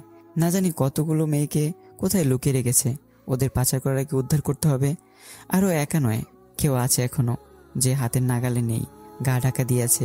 ওকে খুঁজে বের করতে হবে, নাহলে আরও কত মেয়ে জীবন নষ্ট হবে। হোম, আমরা গোপনে খোঁজ চালিয়ে যাচ্ছি, আশা করি দ্রুত ধরতে পারবো। রাত 11টা ছুঁই ছুঁই। ইতু বারান্দায় দাঁড়িয়ে আকাশ দেখছে। হঠাৎ রুমের ভেতর থেকে আওয়াজ পেয়ে নীরবে এগিয়ে গেল। দেখলো নীর এসেছে। নীরকে দেখে ইতুর ঠোঁটে হাসি ফুটল, কিন্তু পরক্ষণেই ভয় চেপে ধরলো ইতুকে। নীর শার্ট খুলছিল, পিছন থেকে শরীরে আঘাত দেখা যাচ্ছে, অনেক জায়গায় ছিল রক্ত শুকিয়ে আছে। ইতু ঘাবড়ে বলল, নীর ভাইয়া, কি হয়েছে তোমার? ইতুকে দেখে নীর আবার শার্ট গায়ে জড়িয়ে বলল, কই কি হয়েছে? ইতু রেগে সামনে গিয়ে বলল, শার্ট খুলো। নীর অবাক হওয়ার ভঙ্গিতে বলল, কি, তুই খালি রুমে আমার মান সম্মান দেখে হাত বাড়াচ্ছিস? ইতু রেগে বলল, ফাজলামো বন্ধ করো, আমি মোটেও মজার মুডে নেই। নীর হঠাৎ ইতুর কোমর টেনে নিজের কাছে এনে বলল, তাহলে কিসের মুডে আছিস? ইতু রেগে নীরের হাতের বাহুতে থাপ্পড় দিয়ে বলল, অসভ্য। নীর চোখ বন্ধ করে ফেলল। ইতু ঘাবড়ে বলল, সরি, আমার খেয়াল ছিল না, এখন বসো এখানে। নীরকে বসিয়ে ইতু মেডিসিন নিয়ে এসে ক্ষত স্থানে ঔষধ লাগিয়ে দিতে লাগলো খুব সাবধানে। আর নীর আয়নাতে পর্যবেক্ষণ করতে লাগলো ইতুকে। হঠাৎ ইতুর হাত টান দিয়ে কোলে এনে বসিয়ে দিল। ইতু হকচকিয়ে বলল, কি করছো চারু? নীর ইতুকে জড়িয়ে ধরে বলল, তুই কাছে থাক, আর কিছু লাগবে না। তাড়াতাড়ি উঠে বলল, ফ্রেশ হয়ে নাও, আমি খাবার আনছি। বলেই বিদ্যুতের গতিতে রুম থেকে বেরিয়ে পড়ল। নীর ইতুর বিহেভিয়ার দেখে হুহা করে হেসে উঠল। খাওয়া শেষ করে নীর বিছানায় গিয়ে বসলো। ফোন বের করে কার সাথে যেন কথা বলে ইতুর দিকে তাকালো। ইতু বই নিয়ে বসেছে। নীর কিছুক্ষণ নীরব দৃষ্টিতে তাকিয়ে রইল ইতুর দিকে, অতঃপর বলল, আর কতক্ষণ পড়বি? ইতু নীরের দিকে তাকিয়ে বলল, আরো কিছুক্ষণ। নীর কিছু না বলে কয়েকটা ফাইল নিয়ে বসলো। ইতু হঠাৎ নীরকে বলে উঠল, নীর ভাইয়া, বল। তুমি তো চাইলে বৃষ্টি আপুকে বিয়ে করতে পারতে। বৃষ্টি আপু যেমন মিষ্টি দেখতে, তেমন ভালো মানুষ। তাহলে কাকিও আর রেগে থাকতো না, সবকিছু স্বাভাবিক থাকতো। হঠাৎ এই কথা কেন? বৃষ্টি আপু তোমাকে খুব ভালোবাসে। তুই বাসিস না, চুপচাপ পড়। ইতু আর কিছু না বলে বইয়ের দিকে নজর নিক্ষেপ করলো। বেশ কিছুক্ষণ পর নীর ফাইল থেকে মুখ তুলে ইতুর দিকে তাকিয়ে দেখলো ইতু স্টাডি টেবিলে মাথা রেখে ঘুমিয়ে আছে। নীর মুচকি হেসে ইতুর কাছে গিয়ে আস্তে করে ইতুকে পাজা কোলে নিয়ে বিছানার দিকে গেল। ইতুর চোখ হালকা খুলে অস্পষ্ট কণ্ঠে বলল, কি করছো? নীর বলল, বেডে নিয়ে যাচ্ছি, পড়তে বসলে ঘুম পায়, তাই না? পড়তে বসলে খুব ঘুম পায়। পড়াছড়া একটা। নীর ইতুকে বাহুডোরে আবদ্ধ করে শুয়ে পড়ল। ইতু বলল, ছাড়ো আমাকে। নীর রেগে বলল, চুপচাপ ঘুমা, আমাকে ঘুমাতে দে। ইতু আরো কিছু বলতে চেয়েও পারল না, ঘুমের সমুদ্রে ডুবে গেল। নীর ইতুর মাথায় একটা চুমুক দিয়ে চোখ বন্ধ করে ফেলল পরম শান্তিতে। দূর মসজিদ থেকে পবিত্র আজানের ধ্বনি ভেসে আসছে। আজানের আওয়াজে চোখ খুলে তাকালো নীর। চোখ খুলতেই প্রিয়তমার স্নিগ্ধ মুখখানা সামনে পড়ল। কি অসম্ভব মায়াবী দেখাচ্ছে ইতুকে। ইতু নীরকে আষ্টে পৃষ্ঠে জড়িয়ে ধরে ঘুমাচ্ছে। নীর মৃদু আওয়াজে ডাকতে লাগলো, ইতু, এই তো, ওঠো। ইতু হালকা চোখ খুলে বলল, কি হয়েছে? নীর মৃদু হেসে বলল, ফজরে আজান হয়েছে, নামাজ পড়বা না, ওঠো। ইতু ঘুম ঘুম কণ্ঠে বলল, নীর বুঝতে পারল ইতু এখনো ঘুমের ঘোরে আছে। নীর এবার ইতুর কানের কাছে এসে জোরে বলল, ইতু। ইতু লাফিয়ে উঠে পড়ল, আতঙ্কিত হয়ে তাকিয়ে রইল নীরের দিকে। নীর হেসে কুটি কুটি। নীর বলল, কত ডাকছি, উঠছিলে না, তাই তো চেঁচাতে হলো। এবার ফ্রেশ হয়ে উজু করে নামাজ পড়ে নাও। ইতু আর কিছু না বলে ওয়াশরুমে চলে গেল। ইতু কিছুক্ষণ পর বের হয়ে জায়নামাজ বিছিয়ে নামাজে দাঁড়ালো। এদিক দিয়ে নীর সাদা পাঞ্জাবি পরে অজু করে মাথায় টুপি দিয়ে মসজিদের উদ্দেশ্যে হাঁটা দিল। ফজরের নামাজ শেষ করে হেঁটে হেঁটে বাড়ি ফিরছিল। বাড়ির গেটের সামনে আসতেই নীর থমকে গেল এক দৃশ্য দেখে। কি অসাধারণ স্নিগ্ধকর সেই দৃশ্য! ইতু বারান্দায় দাঁড়িয়ে ভোরের সতেজ হাওয়া গায়ে মাখছে। প্রকৃতির মাঝে ইতু আজ হারিয়ে যেতে চায়। নীর মৃদু হেসে বাড়ির ভিতরে গেল। ইতু মৃদু হেসে উঠল পাখিদের চঞ্চলতা দেখে। হঠাৎ চোখের সামনে এক কাপ চা কেউ এগিয়ে দিল। কাপ ধরা হাতটার মানুষের দিকে তাকিয়ে দেখল নীর। ইতু কাপটা নিয়ে মুচকি হেসে সামনে তাকালো। নীরও সঙ্গ দিল। বেশ কিছুক্ষণ দুজন চুপ হয়ে প্রকৃতির দিকে তাকিয়ে রইল। হঠাৎ নীর বলল, এত গভীরভাবে কি দেখছিস? ওই দেখো, গাছের ডালে দুটো চড়ুই পাখি কখন থেকে খুনসুটি করছে। খুব সুন্দর দেখাচ্ছে সবকিছু। খুব সুন্দর। মাঝে মাঝে এমন নিখুঁতভাবে তো আমাকেও দেখতে পারিস। তোমাকে সাদা পাঞ্জাবিতে খুব ভালো দেখাচ্ছে নীর ভাইয়া। এই, তুই ভাইয়াটাকে বন্ধ করবি, কেউ শুনলে হাসবে। আমার তো ছোট থেকে এই অভ্যাস, এত সহজে যাবে না। অভ্যাস চেঞ্জ কর, না হলে তোর খবর আছে। কোন বেলার খবর? সব বেলায়। আমি রুমে গেলাম, রেডি হয়ে ভার্সিটি যাব বলে ইতু রুমে চলে গেল। ইতু রুমে গিয়ে বোরখা পরে রেডি হলো। কিছুক্ষণ পর দুজন বেরিয়ে পড়লো। ভার্সিটির সামনে এসে গাড়ি থামলো নীর। ইতু নামতে যাবে তখনই নীর বলল, ইতু দাঁড়া। ইতু নীরের দিকে ফিরে বলল, কি হয়েছে? নীর বলল, একটু কাছে আয় তো। ইতু একটু মাথা এগিয়ে নিয়ে বলল, বলো। নীর ইতুর কপালে একটা ভালোবাসা দিয়ে বলল, সাবধানে থাকিস। ইতু তাড়াতাড়ি নেমে পড়ল। তারপর বলল, তুমিও সাবধানে থেকো বলেই উল্টো দিকে হাঁটা দিল। নীর মুস্কি হেসে তাকিয়ে থাকলো যতক্ষণ না ইতু গেট দিয়ে ভিতরে ঢুকলো। ইতু ভিতরে যাওয়ার পর নীর চোখে সানগ্লাস দিয়ে গাড়ি স্টার্ট দিল। নীর নিজের ক্যাবিনে বসে আছে। মেঘ এসে বলল, নীর দুটো ছেলে ধরা পড়েছে, ওরা আমাদের সব ইনফরমেশন ওদের বসকে পাঠাতো। নীর চিন্তাশীল ভাবে বলল, ওরা মুখ খুলেছে, কে ওদের বস? না, প্রচুর মারা হয়েছে ওদের, তাও কেউ মুখ খুলছে না। নীর বসা থেকে উঠে বলল, চল আমি দেখি কতক্ষণ চুপ থাকে। নীরকে ভিতরে ঢুকতে দেখে একটা অফিসার ওই ছেলেগুলোকে ফিসফিসিয়ে বলল, আগেই বলেছিলাম, যা যা আছে এখন বলে দে।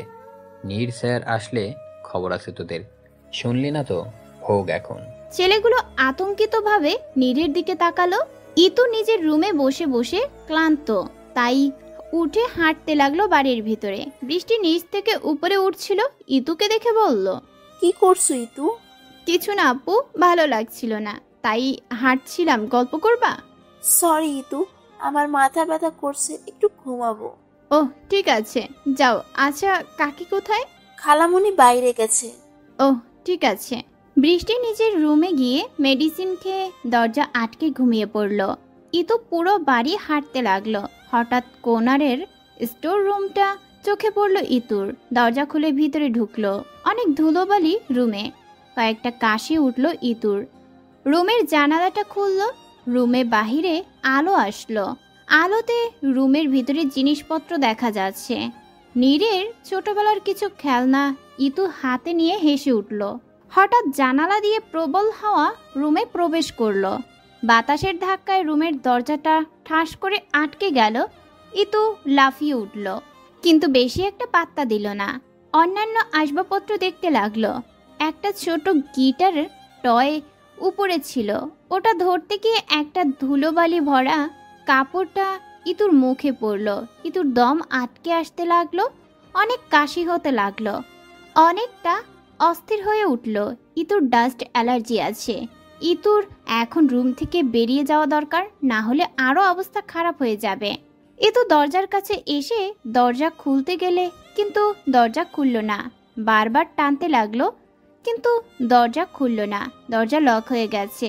বারবার ধাক্কাতে লাগলো আর অনেক কষ্টে ডাকতে লাগলো, কেউ আছে? বৃষ্টি আপু, কেউ আছে? কেউ আছে? বের করো আমাকে, আমার দম আটকে আছে। কেউ আছে? নির্ভাইয়া। একসময় ইতুর চোখ ঝাপসা হয়ে গেল। আস্তে আস্তে চোখ বুজে গেল। চোখ বন্ধ করে অনেক কষ্টে বলল,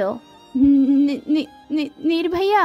নীর ছেলে দুটোর কাছে গিয়ে একটা চেয়ার টেনে বসলো। তারপর একটা হাসি দিয়ে বলল, কি খবর আপনাদের সাহসী গুপ্তচর?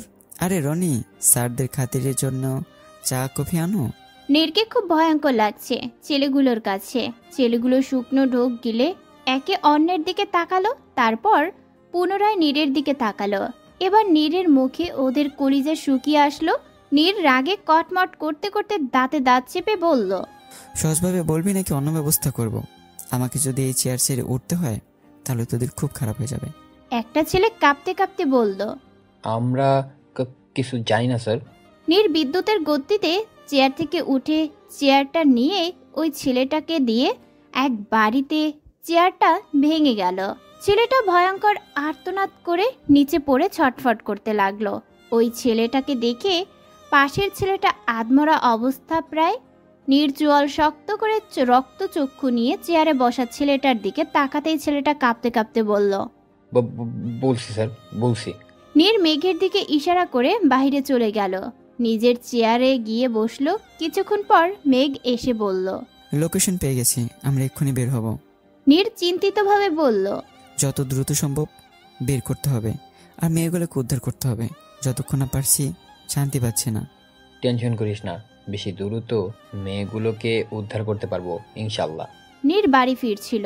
ঘড়ির কাঁটা রাত 10টা অতিক্রম করছে। হঠাৎ কিছু একটা ভেবে মুস্কি হেসে গাড়ির সিটে রাখা লাল শাড়িটার দিকে তাকালো।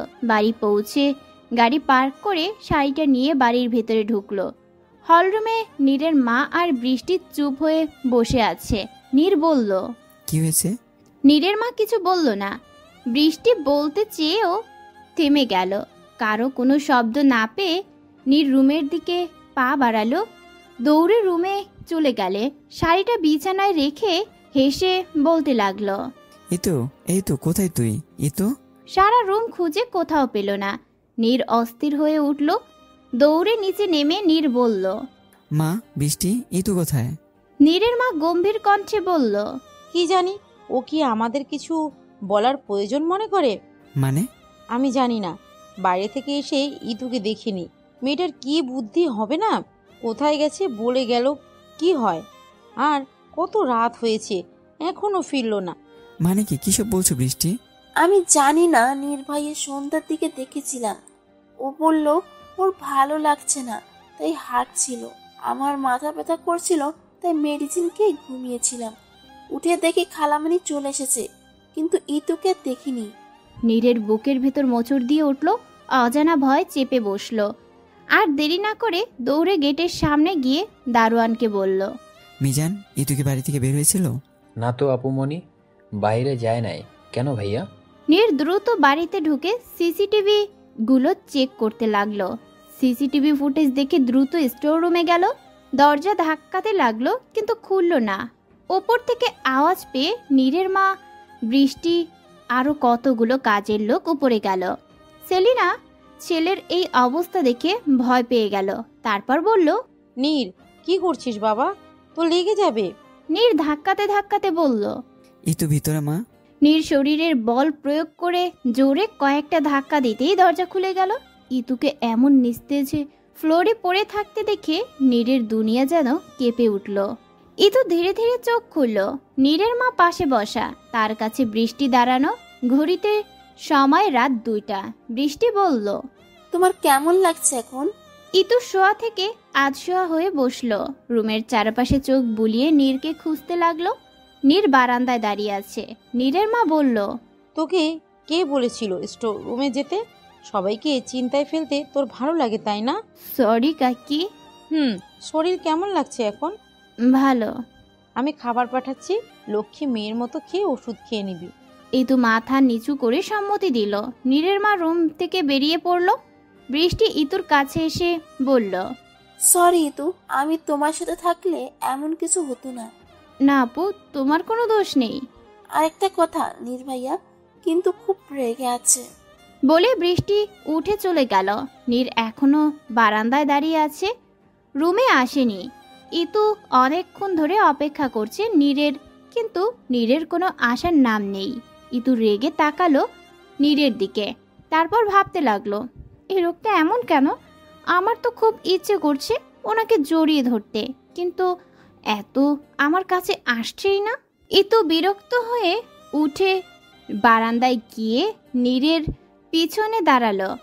কিছুক্ষণ চুপ থেকে ডেকে উঠল, নীর ভাইয়া। নীর পিছনে ঘুরে ঠাস করে একটা থাপ্পড় বসিয়ে দিল গালে। ইতু গালে হাত দিয়ে হতভম্ব হয়ে তাকিয়ে রইল। সেকেন্ডে চোখ দিয়ে বৃষ্টিপাত শুরু। মাথা নিচু করে ঠোঁট উল্টে ভ্যা ভ্যা করে কান্না করে দিল। ইতুর কান্না দেখে নীর আরো রেগে গেল। ইতুর হাত ধরে টেনে দেয়ালের সাথে চেপে ধরে অগ্নিদৃষ্টি নিক্ষেপ করে বলল, খবরদার কান্না করবি না, আমাকে কষ্ট দিতে খুব ভালো লাগে তাই না? মেরে ফেলতে চাস আমাকে? ইতু ভয়ে কান্না করতে করতে বলল, আমি। নীর আবার ধমক দিয়ে বলল, চুপ। ইতু কেঁপে উঠল। এর মাঝে ঘরের দরজায় কেউ নক করলো। নীর ইতুকে ছেড়ে দরজার কাছে গেল, দেখলো বৃষ্টি খাবার নিয়ে এসেছে। নীর খাবার নিয়ে রুমে আসলো। ইতু এখনো বারান্দায় দাঁড়িয়ে মুখ চেপে কান্না করছে। নীর বারান্দায় গিয়ে ইতুর হাত টেনে রুমে নিয়ে আসলো, তারপর বসিয়ে খাবার হাতে নিয়ে বলল, মুখ খোল। না, খাবো না। আমাকে রাগাস নেই তো, মুখ খোল। কথা কানে যায় না? আরেক গালে দেবো আরেকটা, মুখ খোল। ইতু কিছু না বলে চুপ হয়ে রইল। নীর ইতুর মুখ চেপে জোর করে খাবার মুখে ঢুকিয়ে দিল। ইতু হতভম্ব হয়ে তাকিয়ে রইল। নীর গম্ভীর কণ্ঠে বলল, আমার দিকে না তাকিয়ে থেকে মুখের খাবার শেষ কর। খাওয়া শেষ করে মেডিসিন খেয়ে বিছানায় গিয়ে শুয়ে পড়ল ইতু। উল্টো দিকে ঘুরে কান্না করতে লাগলো আর মনে মনে বলতে লাগলো, আর কথা বলবো না তোমার সাথে, তুমি আসলে একটা হার্টলেস, ভীষণ পচা, ভীষণ তুমি। হঠাৎ ঘাড়ে কারো উষ্ণ স্পর্শ পেয়ে থমকে গেল ইতু। নীর ঘাড়ে মুখ ডুবিয়ে জড়িয়ে ধরে আছে। ইতু কিছু বলছে না। এই হার্টলেস ছেলেটার সাথে আর কোনো কথা নাই। হঠাৎ ঘাড়ে পানির স্পর্শ পেয়ে ইতু অবাক হয়ে গেল, নির্ভয়া কি কান্না করছে? ইতু এই মুহূর্তে কি করবে বুঝে উঠতে পারছে না। নীরের সাথে কি কথা বলা দরকার? ইতুর ভাবনার মাঝে নীর কান্না মিশ্রিত কণ্ঠে বলতে লাগলো, আই এম সরি ইতু, তোকে হার্ট করার কোনো ইচ্ছে আমার ছিল না। তুই বুঝবি না, যখন তোকে ওভাবে ফ্লোরে পড়ে থাকতে দেখেছি আমার যেন জান বেরিয়ে গিয়েছিল। Sorry, I am really sorry. Itu আর নিজেকে ঠিক রাখতে পারল না।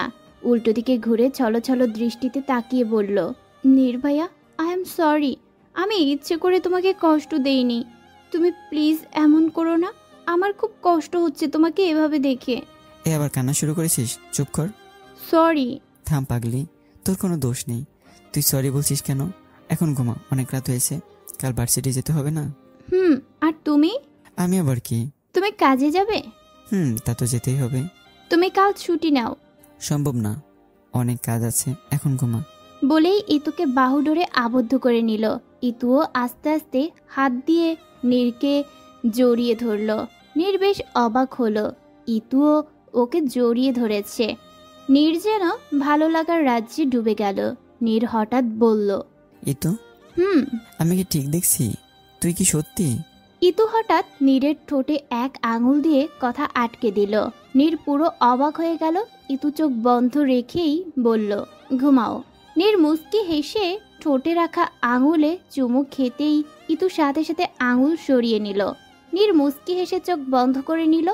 নীর কেবিনে বসে আছে। নীরের মনটা আজ একটু হালকা, কারণ ২৬ জন মেয়েকে উদ্ধার করতে পেরেছে, তাদের আপনজনদের কাছে ফিরিয়ে দিতে পেরেছে। কিন্তু তাদের মাঝে একটা মেয়েকে খুব নির্যাতন করা হয়েছে। মেঘ এসে নীরের সামনে চেয়ারে বসলো। নীর মেঘকে বলল, ওই সীমা, মেয়েটার কি অবস্থা? হসপিটালে আছে, ওর বাবা মাও আছে। এতদিন পর মেয়েকে পেয়ে যেমন খুশি হয়েছে, তেমনি মেয়েকে এমন অবস্থায় দেখে খুব ভেঙে পড়েছে। কিন্তু আমার যাওয়ার আগে পালিয়েছে অসভ্যটা। ও এখন আমাদের নাগালের বাইরে।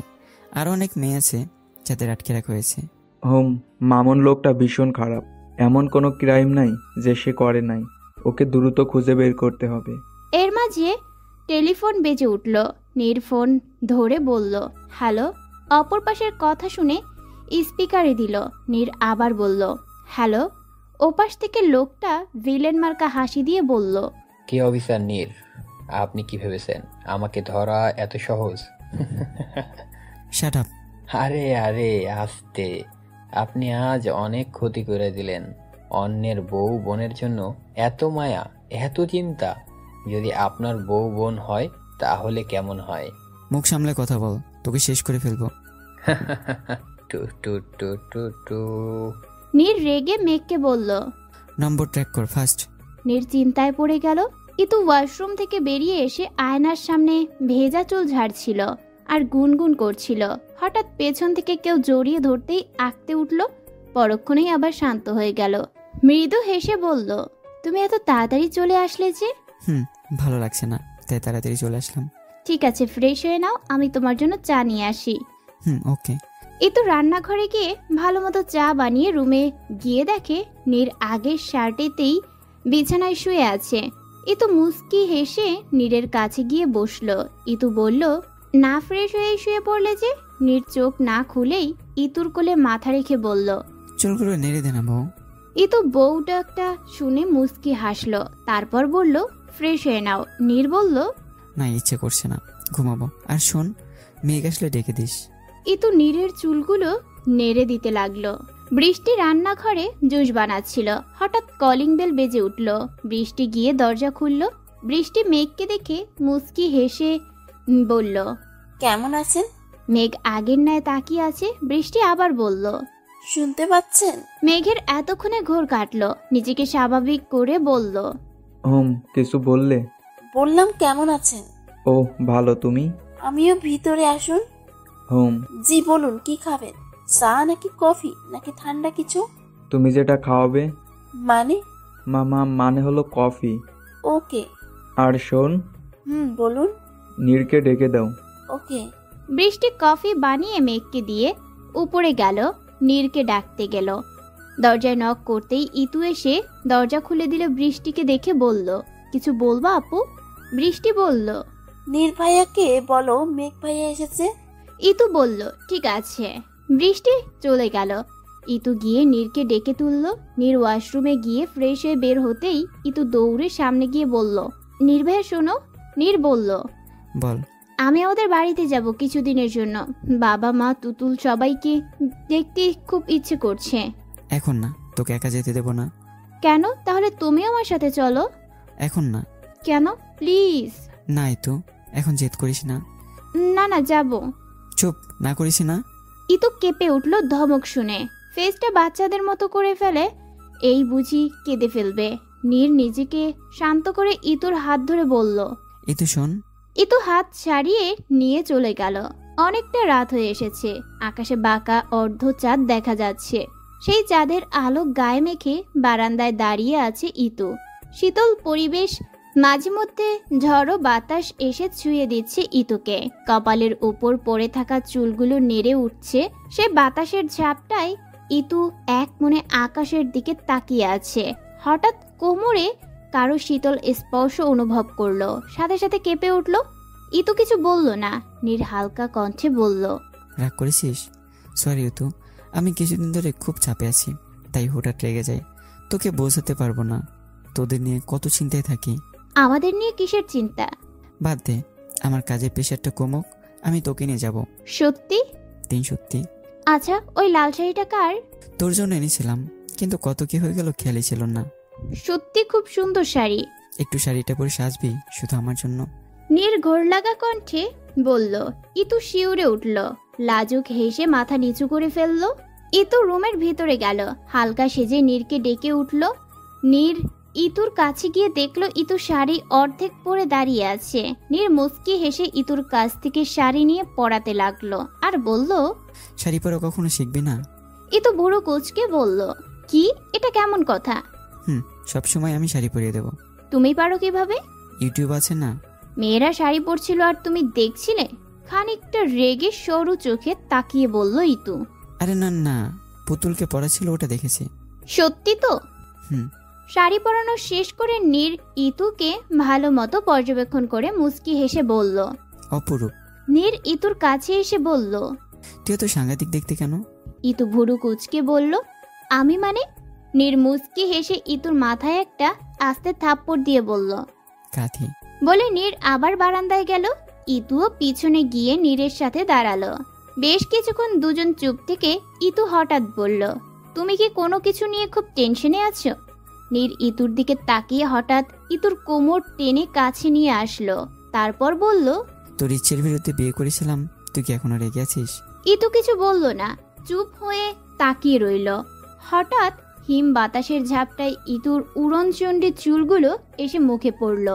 নীর হাত দিয়ে তা সরিয়ে দিল। নীর আস্তে আস্তে ইতুর অধরের দিকে অগ্রসর হতে লাগলো। হঠাৎ এমন হওয়ায় ইতু অনেকটা ঘাবড়ে নীরের কাছ থেকে সরে আসলো। নীর নিজের ভুল বুঝতে পেরে মাটির দিকে তাকিয়ে আহত কণ্ঠে বলল, সরি। বলে নীর চলে যেতে নিলেই ইতু নীরের হাত ধরে ফেললো। নীর স্তব্ধ হয়ে ইতুর দিকে তাকালো। ইতু হঠাৎ পায়ের আঙুল উঁচু করে নীরের অধরে অধর ছোঁয়ালো। নীর চরম মাত্রায় অবাক হলো। বেশ কিছুক্ষণ পর ইতু সরে এসে নীরের বুকে মুখ লুকালো। তারপর বলে উঠল, আমি তোমাকে ভালোবাসি। কথাটা শুনে নীরের চোখ মুখ আনন্দে উজ্জ্বল হয়ে উঠল। এক রাজ্য প্রশান্তি বিরাজ করতে লাগলো নীরের মর্মদেশে। হঠাৎ চোখ খুলে গেল। নীরের শোয়া থেকে উঠে বসল। ল্যাম্পটা জ্বালিয়ে দেখলো ইতু এক কর্নারে গুটিসুটি মেরে ঘুমিয়ে আছে। নীর ঘড়ির দিকে তাকালো, দেখলো 4:09। নীর একটা দীর্ঘশ্বাস ছেড়ে ইতুর দিকে তাকালো আর ভাবতে লাগলো, এটা স্বপ্ন ছিল, যদি এটা সত্য হতো। নীর শার্ট পরছিল, এখনই বের হবে। তখনই ইতু নীরের জন্য কফি নিয়ে আসলো। কফি নীরের সামনে রেখে বোরখা বের করলো। তা দেখে নীর বলল, তুই কি ভার্সিটির জন্য রেডি হচ্ছিস? হুম। না, যাওয়া লাগবে না। মানে? যেদিন ইম্পর্টেন্ট ক্লাস থাকবে শুধু সেদিনই যাবি। আর এমনি হিনার কাছ থেকে নোট নিয়ে নিস, আমিকে বলে দেবো, ও বাড়ি এসে তোকে দিয়ে যাবে। এসব কি বলছো তুমি? আমার ভার্সিটি যাওয়া বন্ধ করে দিচ্ছ? বন্ধ করছি না, শুধু যেদিন ইম্পর্টেন্ট ক্লাস থাকবে শুধু সেদিন যাবি। না। তো আমি তোর সাথে কোনো তর্ক করতে চাই না, আমি যা বলেছি তাই হবে। পেয়েছোটা কি তুমি? তুমি তো বলছিলে আমার জীবন আগে যেমন ছিল এখনো তা আছে, তাহলে তুমি আমাকে এত বাধা দিচ্ছ কেন? লিসেন তো, আমি বাধা দিচ্ছি না, কিন্তু আমি যতদিন না বলেছি তুই বাড়ির বাইরে এক পাও রাখবে না। না। নীর রেগে ইতুর হাতের বাহু চেপে ধরে কড়া কণ্ঠে বলল, আমি যখন না করেছি তোকে শুনতে হবে। ইতু করুণ মুখে নীরের দিকে তাকালো। এই কি সেই নির্ভয়া? না, উনি আমার সেই নির্ভয়া হতেই পারে না। ইতুর চোখের কোণে পানি দেখে নীর ইতুকে ছেড়ে দিয়ে চলে গেল। নীর গম্ভীর ভাব নিয়ে নিজের কেবিনে বসে আছে। মেঘ এসে বলল, নীর। নীর মুখ তুলে তাকালো, তারপর বলল, কি হয়েছে? মেঘ একটা দীর্ঘশ্বাস ছেড়ে বলল, ওই মেয়েটা সীমা, ও মারা গেছে। নীর স্তব্ধ হয়ে রইল। মেঘ আবার বলল, মেয়েটার বাবা এসেছে, তোর সাথে দেখা করতে চাই। নীর মাটির দিকে তাকিয়ে বলল, আসতে দে। মেঘ লোকটাকে আসতে বলে মেয়েটার বাবার মুখ দেখে নীরের বুক চিনচিন ব্যথা করতে লাগলো। সন্তানহারা বাবার কি করুণ অবস্থা। নীর একটা দীর্ঘশ্বাস ছেড়ে বলল, জি বলুন। মেয়েটার বাবা নিজেকে অনেক কষ্টে সামলে ভাঙা কণ্ঠে বলল, আমার মেয়েটার কি দোষ ছিল স্যার? কেন আমার মেয়েটার সাথে এমন হলো? ও খুব ভালো মেয়ে ছিল আর খুব ছোট ছিল। আমার পরীর মতো মেয়েটার সাথে এমন কেন করলো? ওর অনেক স্বপ্ন ছিল, ডাক্তার হয়ে গরিবদের ফ্রিতে চিকিৎসা করবে, অসহায় মানুষদের সাহায্য করবে, কিন্তু ওই অমানুষগুলো আমার মেয়েটাকে। বলতে গিয়ে মেয়েটার বাবা কান্নায় ভেঙে পড়ল। আবার নিজেকে সামলে বলল, আমি এর বিচার চাই, ওই অমানুষগুলোর শাস্তি চাই, না হলে আমার মতো অনেক বাবার বুক খালি হয়ে যাবে। আমি ওই অপরাধীগুলোর শাস্তি চাই। বলেই লোকটা আবার কান্নায় ভেঙে পড়ল। নীরের চোখ লাল হয়ে গেল। লোকটার দিকে পানির গ্লাস এগিয়ে দিল। লোকটার হাতের উপর হাত রেখে ভরসা দিয়ে বলল, আমরা আমাদের সর্বোচ্চ চেষ্টা করছি, যতক্ষণ আমাদের শাস্তি দিতে পারছি আমরা থামবো না। আপনারা অবশ্যই ন্যায় বিচার পাবেন। গোধূলির লগ্ন, বাতাসের তীব্রতা আজ একটু বেশি, কিন্তু তাতে ইতুর কোনো ভাবান্তর নেই। সে ছাদে দাঁড়িয়ে আছে আর তীব্র বাতাস এসে ছুঁয়ে দিচ্ছে ইতুকে। হঠাৎ পিছন থেকে বৃষ্টি বলল। ইতু কিছু বলল না, বৃষ্টির সাথে রুমে চলে গেল। বৃষ্টি নিচে গিয়ে চা বানিয়ে নিয়ে আসলো। ইতুকে 1 কাপ দিয়ে বলল, ইতু, হুম। তোমার কি মন খারাপ? না আপু। নির্ভয়ের সাথে ঝগড়া হয়েছে? হঠাৎ এই কথা কেন? না, আসলে এটা তোমাদের নিজস্ব ব্যাপার, তবুও তোমাদের বিহেভিয়ার এত তাই প্রকাশ পাচ্ছে। আসলে বলতে না পারলে বলো না, আমি জোর করব না, কিন্তু নির্ভাইয়া কিন্তু তোমাকে খুব ভালোবাসে। আর এসব ছোটখাটো ঝগড়া সবারই হয়, কিন্তু এসব ঝেড়ে ফেলাই ভালো। হয়তো নির্ভাইয়া কোনো কাজে তোমার খারাপ লেগেছে, কিন্তু এসব ভুলে গিয়ে সামনে আগানো উচিত। নীর বাড়ি ফিরে ফ্রেশ হয়ে নিল। ইতু কিছুদিন ধরে কেমন চুপচাপ হয়ে আছে। না ছাড়া কোনো কথাই বলে না নীরের সাথে। নীরের একটু ভালো লাগে না, সবকিছু এলোমেলো লাগে। নীর ইতুকে এমন মেনে নিতে পারছে না। নীর ধীর পায়ে ইতুর পাশে গিয়ে দাঁড়ালো। বেশ কিছুক্ষণ চুপ থাকার পর নীর বলল, রাতে খেয়েছিস? আজ পড়তে বসেছিলি? হিনা এসেছিল? নীর পেছন ফিরে চলে যেতে নিয়েও আবার ইতুর কাছে এসে ইতুর কোমর জড়িয়ে ধরে নিজের কাছে নিয়ে আসে। অসহায় দৃষ্টিতে তাকিয়ে আহত কণ্ঠে বলল, খানিক ভুল করেছি বলে দূরে চলে যেতে হবে? তাহলে যে এত ভালোবাসি তার জন্য আরো কাছে আসা যায় না? নীরের মাঝে থমকে গেল ইতু। নীরে অনুভূতি স্পষ্ট জানান দিচ্ছে ইতুকে যে নীর কতটা ভালোবাসে। ইতুর কোনো সারা শব্দ না পেয়ে নীর আস্তে করে ছেড়ে দেয় ইতুকে। ইতুকে ছেড়ে দিয়ে নীর ভিতরে চলে যায়। ইতু কিছুক্ষণ চুপ হয়ে রইল। হঠাৎ গাড়ি স্টার্ট এর আওয়াজ পেয়ে বারান্দা দিয়ে নিচে তাকালো। দেখলো নীর গাড়ি নিয়ে বেরিয়ে পড়েছে। ইতু অবাক হয়ে তাকিয়ে রইল, এত রাতে কোথায় যাচ্ছে?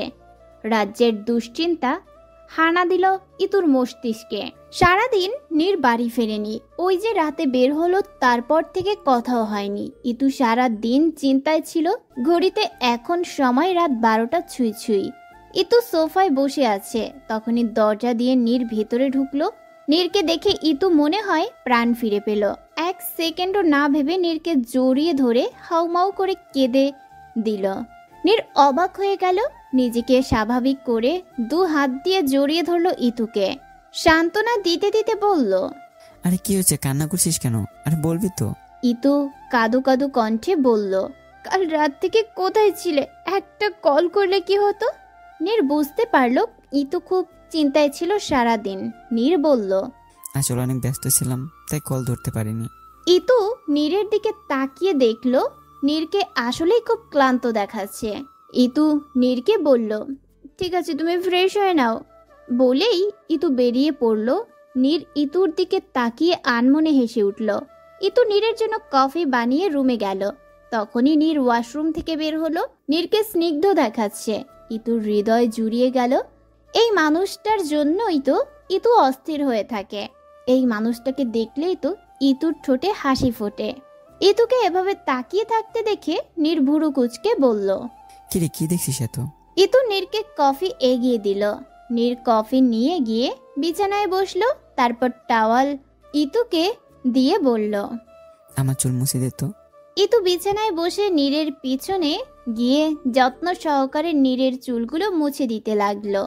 নীর মুস্কি হেসে কফি মুখে দিয়ে বলল, আজ পড়তে বসেছিলি? ভালো। তুমি খেয়েছো? বাইরে খেয়েছি। তুই? অল্প খেয়েছি। অল্প কেন? তোমার দোষ। তোমার চিন্তায় সারাদিন আমার যাতা কেটেছে। সরি, অনেক চাপে ছিলাম। একটা সত্য কথা বলবা? বল। তুমি কি নিয়ে এত চিন্তায় আছো? আমাকেও কোথাও যেতে দাও না। আসলে কেসটা নিয়ে চিন্তায় আছি আর কি, কিন্তু আমার একটা কথা রাখবি? বলো না। আমি না বলা পর্যন্ত বাড়ি থেকে বের হবি না। কিন্তু কেন? প্লিজ, প্রশ্ন করিস না, পরে তোকে বলবো। ওকে। নীর আবার কফিতে চুমুক দিল। ইতু অনেকটা কাচুমাচু হয়ে বলল, নীর ভাইয়া, একটা কথা ছিল। নীর বলল, বল। বলে আবার কফিতে চুমুক দিল। ইতু ফট করে বলে উঠল, আমি তোমাকে ভালোবাসি। নীরের কাশি উঠে গেল। নিজেকে স্বাভাবিক করে ইতুর দিকে অবাক চোখে তাকালো। ইতু লজ্জায় মাথা নিচু করে ফেললো। তারপর বলল, এভাবে তাকিয়ে আছো কেন? নীর ইতুকে হাত ধরে টেনে নিয়ে কাছে আসলো। তারপর বলল, কি বললে আবার বল। ইতু মাথা নিচু করে বলল, আমি তোমাকে ভালোবাসি। নীর যেন অজানা পৃথিবীতে হারিয়ে গেল। নিজের ভালোবাসার মানুষটার মুখ থেকে ভালোবাসি কথাটা শুনতে যে কি সুখের তা ভাষায় বোঝানো দেয়। নীর অবাক হয়ে বলল, ইতু তুই সত্যি? আর কিছু বলার আগে ইতু নীরকে জড়িয়ে ধরে বলল, খুব খুব ভালোবাসি তোমাকে। কথাটা অনেকবার বলতে গিয়েও বলতে পারিনি, কিন্তু আর নিজেকে আটকে রাখতে পারলাম না। নীরও ভালোবাসার আবেশে ইতুকে জড়িয়ে ধরে শান্তির শ্বাস ফেলল। মুচকি হেসে ইতুর কপালে ভালোবাসার পরশ এঁকে দিল। নীরের চোখে পানির ছোঁয়া পেতেই চোখ খুলে তাকালো। চোখের সামনে এক অতি সুন্দরী রমণীকে আবিষ্কার করলো। পরনের লাল শাড়ি ভেজা চুলগুলো ঝাড়ছে। নীর বিছানা ছেড়ে উঠে গেল। ইতুকে পেছন থেকে জড়িয়ে ধরে বলল, আজ সকাল সকাল এত সাজগোজ, যে সকালবেলা পাগল করতে চাস আমাকে? আগে বল, শাড়ি পরলি কিভাবে? ইতু বলল, বৃষ্টি আপু পরিয়ে দিয়েছে। নীর বলল, ও। ইতু নীরকে বলল, যাও ফ্রেশ হও। নীর বলল, যাচ্ছি। ইতু মোবাইলে হিনার সাথে কথা বলছিল। হঠাৎ ভেতর থেকে নীর ডেকে উঠল। ইতু কল কেটে ভেতরে গেল। তারপর বলল, কি হয়েছে? নীর মুচকি হেসে ইতুর কাছে এসে ইতুর সামনে, চোখের সামনে বেবি হেয়ারগুলো কানের পিছনে গুজে দিয়ে বলল, আমি আসি, সাবধানে থাকিস, আর পড়তে বসবি কিন্তু। ভালোবাসি। বলে নীর ইতুর কপালে ভালোবাসা দিয়ে ইতুর গাল টেনে চলে গেল। ইতুর মন দখল করে নিল এক রাজ্য ভালোবাসা। লাজুক হেসে মাথা নিচু করে ফেলল। ইতুর সবটুকু জুড়ে রয়েছে শুধু নীর আর নীর। নীর মেঘের সাথে কথা বলছিল, তখনই সেলিনার ফোন কল আসলো। নীর বেশ অবাক হলো, কারণ এই সময় তো কল করে না। আর দেরি না করে কল রিসিভ করলো। তারপর বলল, হ্যালো মা, বলো। নীর, তুই আজ একটু তাড়াতাড়ি বাড়ি ফিরিস। কেন? আমি আর বৃষ্টি তোর মামার বাড়ি এসেছি। বেশি চিন্তা করিস না, কাজের লোকেরা তো আছেই। ঠিক আছে, তোমরা সাবধানে থেকো। আচ্ছা, তুইও। মেঘ মুখে একরাশ হাসি নিয়ে নীরের কেবিনে আসলো। এসে চেয়ার টেনে বসে বলল, নীর, আমরা সাকসেসফুল। মানে হলো মামুন মেয়েগুলোকে কোথায় আটকিয়ে রেখেছে, আমরা জায়গাটা চিনেছি। সত্যি? That's great. সবাই রেডি? এখনই বের হবো। আমরা ready. Very good, let's go. Neer বাড়ির গেটের সামনে এসে কখন থেকে হর্ন দিচ্ছে, কিন্তু মিজান গেট খুলছে না। নীর বিরক্ত হয়ে গাড়ি থেকে নেমে গেটের কাছে ছোট দরজা দিয়ে ভেতরে ঢুকলো। মিজানের বসার জায়গায় গিয়ে নীর অবাক হয়ে গেল। মিজানের হাত পা মুখ বাঁধা। মিজানের কপাল দিয়ে রক্তপাত হচ্ছে। নীর দ্রুত গিয়ে বাঁধন খুলে দিল। তারপর অস্থির হয়ে বলল, মিজান, এই মিজান, তোর এই অবস্থা কে করলো? নির্ভাইয়া, হাপুমনি। বলেই মিজান কান্না শুরু করে দিল। নীরের বুকের ভিতর মোচড় দিয়ে উঠল। দৌড়ে বাড়ির ভিতর ঢুকলো। চারপাশের অবস্থা একদম এলোমেলো। বাদ দিকে চোখ পড়তেই দেখলো কাজের খালা সেন্সলেস হয়ে ফ্লোরে পড়ে আছে। নীর দৌড়ে রুমে গিয়ে চারপাশ খুঁজতে লাগলো আর ডাকতে লাগলো, ইতু, ইতু, কোথায় তুই? ইতু। রুমে কেউ নেই, পুরো রুম এলোমেলো। ফ্লোরে চোখ পড়তেই দেখলো ইতুর হাতের কাচের চুড়িগুলো ভেঙে ফ্লোরে পড়ে আছে। নীর কাচের টুকরোগুলো হাতে নিল। পরক্ষণেই দৌড়ে বেরিয়ে পড়ল রুম থেকে। সিসিটিভি ফুটেজ চেক করে নীরের চোয়াল শক্ত হয়ে উঠল। ফুটেজে স্পষ্ট দেখা যাচ্ছে কিছু লোক ইতুকে জোর করে টেনে নিয়ে যাচ্ছে, আর ইতু বারবার ছেড়ে দিতে বলছে আর কান্না করছে। নীরের যেন সারা শরীরে আগুন জ্বলে উঠল। ওর ভালোবাসার মানুষকে এভাবে টেনে হিঁচড়ে নিয়ে যাচ্ছে। নীরের যেন পুরো দুনিয়া কেঁপে উঠল। রক্তচক্ষু নিয়ে তাকিয়ে আছে ফুটেজের দিকে। নীরের চোখ বেয়ে পড়ছে ক্রোধ। সবার মুখে দুশ্চিন্তার ছাপ। চারপাশের পরিবেশ থমথমে। পুরো বাড়ি যেন প্রাণহীন হয়ে পড়েছে। সেলিনা বিছানায় শুয়ে আছে। ইতুর খবর পাওয়ার পর যেন বাকরুদ্ধ হয়ে পড়েছে। নিজের উপর রাগ হচ্ছে ভীষণ। মেয়েটার সাথে নিয়ে গেলে হয়তো এমন হতো না। বৃষ্টি সেলিনার সামনে বসে বলল, খালামণি, কিছু খেয়ে নাও, তোমার শরীর খারাপ করবে। কি হয়ে গেল এইসব? মেয়েটা কোথায় আছে, কোন হালে আছে, আল্লাহ ভালো জানে। তুমি চিন্তা করো না, নির্ভয়ে দ্রুত খুঁজে বের করবে ইতুকে। আমার ছেলেটা একদম ভেঙে পড়েছে, কাল থেকে কিছু খায়নি। মেয়েটাকে আমাদের সাথে নিয়ে গেলে আর এমন কিছু হতো না। খালামণি প্লিজ দুশ্চিন্তা করো না, ইতু ঠিক আছে। ইতুর চোখ খোলার পর নিজেকে একটা রুমে আবিষ্কার করলো। চারপাশ আরো অনেক মেয়ে আছে। ইতু একটা ঢোক গিলে চারপাশে ভালো মতো তাকালো। নিজের হাত নাড়াতে গিয়ে দেখলো হাত পা বাঁধা। সবগুলো মেয়ের এক অবস্থা। ইতু পাশের মেয়েটাকে বলল, আপু এটা কোন জায়গা, আর আপনাদের এই অবস্থা কেন?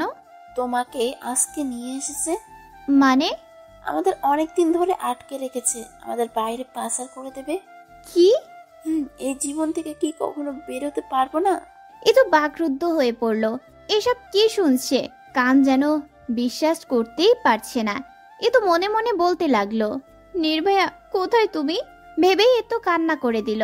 হঠাৎ রুমের দরজা খুলে কয়েকটা ছেলে ভিতরে ঢুকলো। সবার হাতে ইনজেকশন। এক একটা মেয়ের হাতে এসে ইনজেকশন পুশ করছে। মেয়েগুলো চিৎকার করে কান্না করছে। আস্তে আস্তে নিস্তেজ হয়ে পড়েছে মেয়েগুলো। ইতু শুকনো একটা ঢোক গিলে সামনে তাকালো। আস্তে আস্তে ছেলেগুলো যত ইতুর কাছে আসছে, ইতু যেন ভয়ে জান বেরিয়ে যাচ্ছে। একটা ছেলে ইতুর কাছে এগিয়ে এসে ইতুর হাতের বাহুতে ইনজেকশন পুশ করলো।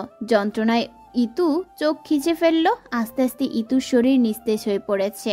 ইতু চোখের সামনে সবকিছু ঝাপসা ঝাপসা লাগছে। ইতু হালকা কণ্ঠে বলে উঠল, নির্ভয়া কোথায় তুমি? পুরো রুম ছেলেটার আর্তনাদে কেঁপে উঠল। কিন্তু এতে নীরের বিন্দু মাত্র মায়া হচ্ছে না। ছেলেটা গোঙাতে লাগলো। নীর ছেলেটার মাথার চুল ধরে মুখ তুলল। নীর অগ্নি দৃষ্টি নিক্ষেপ করে তেজি কণ্ঠে বলল, মেয়েগুলোকে কোথায় আটকে রেখেছে, উত্তর দে। বলেই নীর হুঙ্কার দিয়ে আবার এলোপাথারি আঘাত করতে লাগলো। মেঘ এসে নীরের হাত আটকে বলল, নীর, ছেলেটা মারা যাবে, শান্ত হ তুই। নীর মেঘের দিকে তাকিয়ে বলল, কিভাবে শান্ত হব? আমার ঋতু কষ্টে আছে, আর এই রাস্কেলগুলোকে আমি শেষ করে ফেলবো। বলেই নীর ছেলেটার দিকে তাকিয়ে বলল, রনি, ওর হাতের নখ উঠিয়ে ফেল, একটা একটা করে। রনির নীরের কথা মতো একটা হাতের আঙুলের নখ উঠিয়ে ফেলল। ছেলেটা আর্তনাদ করে উঠল। নীর ছেলেটার দিকে তাকিয়ে বলল, এখনো চুপ থাকবি? এত অনুগত তুই? হয়তো মামুন তোকে অনেক টাকা দিয়েছে, কিন্তু তুই তো আর বাঁচবি না। এত টাকা দিয়ে কি করবি? যদি বলে দিস তাহলে বাঁচবি। ছেলেটাকে কিছু বলতে না শুনে নীর রনিকে বলল, রনি, তোমার কাজ করো। রনি ছেলেটার আরেকটা হাতের আঙুল ধরতেই ছেলেটা অস্থির অবস্থায় বলল, বলছি স্যার, বলছি। শুরু কর। ওখানে মোট 400 জনের বেশি মেয়ে বন্দি। আজই বিকালের দিকে তাদের পাচার করা হবে, জাহাজে করে সমুদ্র দিয়ে পার হবে। দ্রুত লোকেশন বলো। আকাশের অবস্থা ভীষণ খারাপ। হালকা ঝড়ো বাতাস বইছে। সমুদ্রের পানি এলোমেলোভাবে স্রোত তুলছে। এই পানির ওপর ভাসছে এক জাহাজ।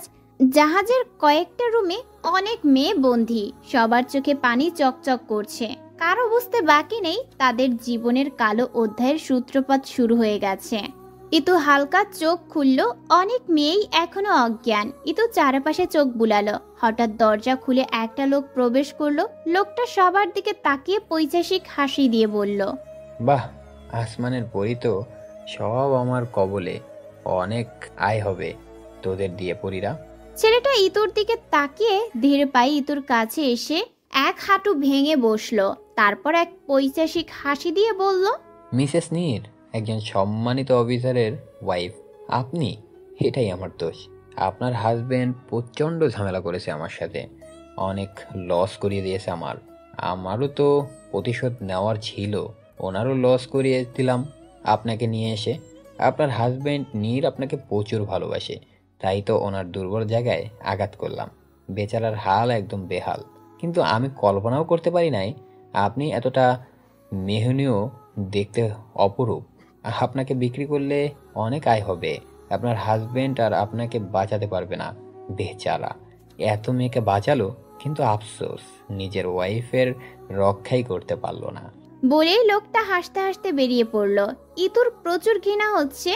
মানুষ এতটাও জঘন্য হয়? ইতু চোখ বন্ধ করে নীরকে ভাবতে লাগলো, হয়তো আর কোনো দিনই দেখা হবে না, কোনো দিনই নীরকে ভালোবাসতে পারবে না। হঠাৎ জাহাজ খুব জোরে ধাক্কা খেলো। সবগুলো মেয়ে ভয়ে চিৎকার দিয়ে উঠল। বাহিরে হয়তো কিছু হচ্ছে। হঠাৎ দরজা খুলে কয়েকজন লোক গান হাতে ঢুকে পড়লো। তারপর নীর ঢুকলো। ইতু মনে হয় জান ফিরে পেল। নীর সবার দিকে তাকিয়ে ডান দিকে তাকাতেই ইতুকে দেখল। নীর দ্রুত গিয়ে হাতে পায়ের বাঁধন খুলে পাগলের মতো পুরো মুখে চুমু খেতে লাগলো। নীরের জান যেন ফিরে পেল। আশেপাশে মানুষ আছে তা যেন ভুলেই গেছে নীর। ইতু নীরকে শক্ত করে জড়িয়ে ধরে হাউমাউ করে কান্না করে দিল। নীর হেসে বলল, কাঁদছিস কেন পাগলি? আমি চলে এসেছি তো, আমি থাকতে তোর কিচ্ছু হতে দিব না। মেঘও মনে শান্তি পেল। মুস্কি হেসে সবার উদ্দেশ্যে বলল, তোমরা সবাই এখন বিপদমুক্ত। আমরা তোমাদের উদ্ধার করতে এসেছি। তোমরা তোমাদের বাড়ি ফিরতে পারবে। সবগুলোর মেয়ের মুখে হাসি ফুটল। নীর গম্ভীর কণ্ঠে বলল, মামুন মেয়েটাকে ছেড়ে দে, নয়তো তোর জন্য ভালো হবে না। আমি জানি আমার আর রক্ষা নেই, কিন্তু অফিসার অনেক ক্ষতি করেছেন আমার। আপনার ক্ষতি না করে শান্তি পাবো না। এখন এসব ভাবছিস কোন সাহসে? মেয়েটাকে ছেড়ে দে, সমুদ্রের মাঝে তোর পালাবার কোনো পথ নেই। বাদিকে কয়েকটা মেয়ের সাথে ইতু দাঁড়িয়েছিল। মামুন হঠাৎ পৈশাসিক হেসে বিদ্যুতের মতো ইতুর কাছে গিয়ে ওর হাত টান দিয়ে সমুদ্রে ফেলে দিল। সবাই হতভম্ব হয়ে গেল। নীর যেন বিশ্বাসই করতে পারছে না। নীর পাগলের মতো কোনারে গিয়ে সমুদ্রের স্রোতের দিকে আহত দৃষ্টিতে তাকিয়ে রইল। সেখানে ইতুকে দেখা যাচ্ছে না, সেখানে শুধু উথাল পাথাল ঢেউ। মামুনকে এর মাঝে কয়েকজন ধরে ফেলেছে। নীরের হাবভাব বেশি ভালো দেখাচ্ছে না। নীর পানিতে লাফ দেওয়ার আগে মেঘ নীরকে ধরে ফেলল। নীর মেঘের দিকে ভেজা চোখে তাকালো, অস্থির হয়ে বলল, মেঘ, আমার ইতু সমুদ্রে পড়ে গেছে, ও সাঁতার জানে না, অনেক ভয় পায় পানি। আমাকে ছাড়, ওকে নিয়ে আসতে হবে তো। মেঘ চোখ বন্ধ করে ফেলল। আর সহ্য হচ্ছে না নীরের মতো শক্ত একটা ছেলের এই অবস্থা। আলো ডুবে গেছে আধারের মাঝে। পাখিরা যেন মধুর সুরে গান গাওয়া ভুলে গেছে। নীরব দৃষ্টিতে তাকিয়ে রইল সমুদ্রের দিকে। এই সমুদ্রে নিজের ভালোবাসা হারিয়ে ফেলল নীর। হঠাৎ নীর ডান দিকে তাকাতেই দেখল শাহিন সাহেব দাঁড়িয়ে আছে। শাহিন সাহেবের সামনে গিয়ে মাথা নিচু করে দাঁড়ালো। শাহিন সাহেব হঠাৎ নীরকে জড়িয়ে ধরে কান্না করে দিল আর বলতে লাগলো, নীর, আমার মেয়েটাকে ফিরিয়ে আন। আমার মেয়েটা একা থাকতে খুব ভয় পায়। বলে শাহিন সাহেব কান্নায় ভেঙে পড়ল। এলোমেলো ভাবে পা ফেলে রুমে ঢুকলো নীর। নিজেকে বড্ড অসহায় লাগছে। এতটা অসহায় নিজেকে কখনোই মনে হয়নি নীরের। প্রকৃতি বড্ড নিষ্ঠুর। রুমের চারিপাশে ছড়িয়ে ছিটিয়ে রয়েছে ইতুর স্মৃতি। এই বুঝি কানের কাছে এসে বলল, নীর ভাইয়া। নীরের চোখ বারান্দায় পড়তে দেখলো ইতু দাঁড়িয়ে আছে। নীরের ঠোঁটে এক চিলতে হাসি ফুটে উঠল। ইতুর পিছনে গিয়ে হেসে বলল, ইতু তুই এসেছিস? বলে চোখের পানি মুছে ঠোঁটে হাসি নিয়ে বলল, আমি জানতাম তুই আসবি। নীর ইতুর কাঁধে হাত রাখতেই ইতু হাওয়ায় মিলিয়ে গেল। নীর হাঁটু ভেঙে বসে পড়ল, আর্তনাদ করে উঠল। নীরের আর্তনাদে যেন বাড়ির প্রতিটি জায়গা কেঁপে উঠল। হঠাৎ চোখ খুলে গেল নীরের। শরীর ঘেমে একাকার, গলা শুকিয়ে কাঠ হয়ে গেছে। ঘড়ির দিকে তাকিয়ে দেখলো মাঝরাত। রাত 3টা বাজে। পাশে তাকিয়ে দেখলো ইতু ছোট বাচ্চাদের মতো ঘুমিয়ে আছে। নীর শান্তির নিঃশ্বাস ফেলল। নিজেই নিজেকে বলতে লাগলো, উফ, এতক্ষণ স্বপ্ন দেখছিলাম।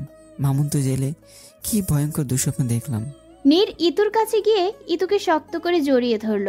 ইতুর ঘুমন্ত মুখের দিকে তাকিয়ে বলতে লাগলো, তোকে ছাড়া আমার থাকা সম্ভব না। ইতু, জীবনের ভালো খারাপ সবসময়ই আমার তোকেই চাই। খুব খুব খুব ভালোবাসি তোকে। বলে ইতুর কপালে ভালোবাসা দিয়ে দিল। অনেক সময় ধরে শুয়ে থেকেও নীরের চোখে ঘুম আসলো না, তাই আস্তে করে উঠে বারান্দায় চলে গেল। আকাশের দিকে আপন মনে তাকিয়ে রইল। হঠাৎ পেছন থেকে কেউ জড়িয়ে ধরল। নীরের বুঝতে বাকি রইল না কে। নীরের ঠোঁটে প্রসরিত হলো। ইতুর হাতের ওপর হাত রেখে বলল, কখন উঠলি? ইতু আগের ন্যায় থেকে বলল, মাত্রই। হঠাৎ চোখ খুলে গেল। একটা খুব সুন্দর স্বপ্ন দেখেছি। তাই? কি দেখেছিস? বলবো, আগে তুমি বলো, এত রাতে এখানে কেন?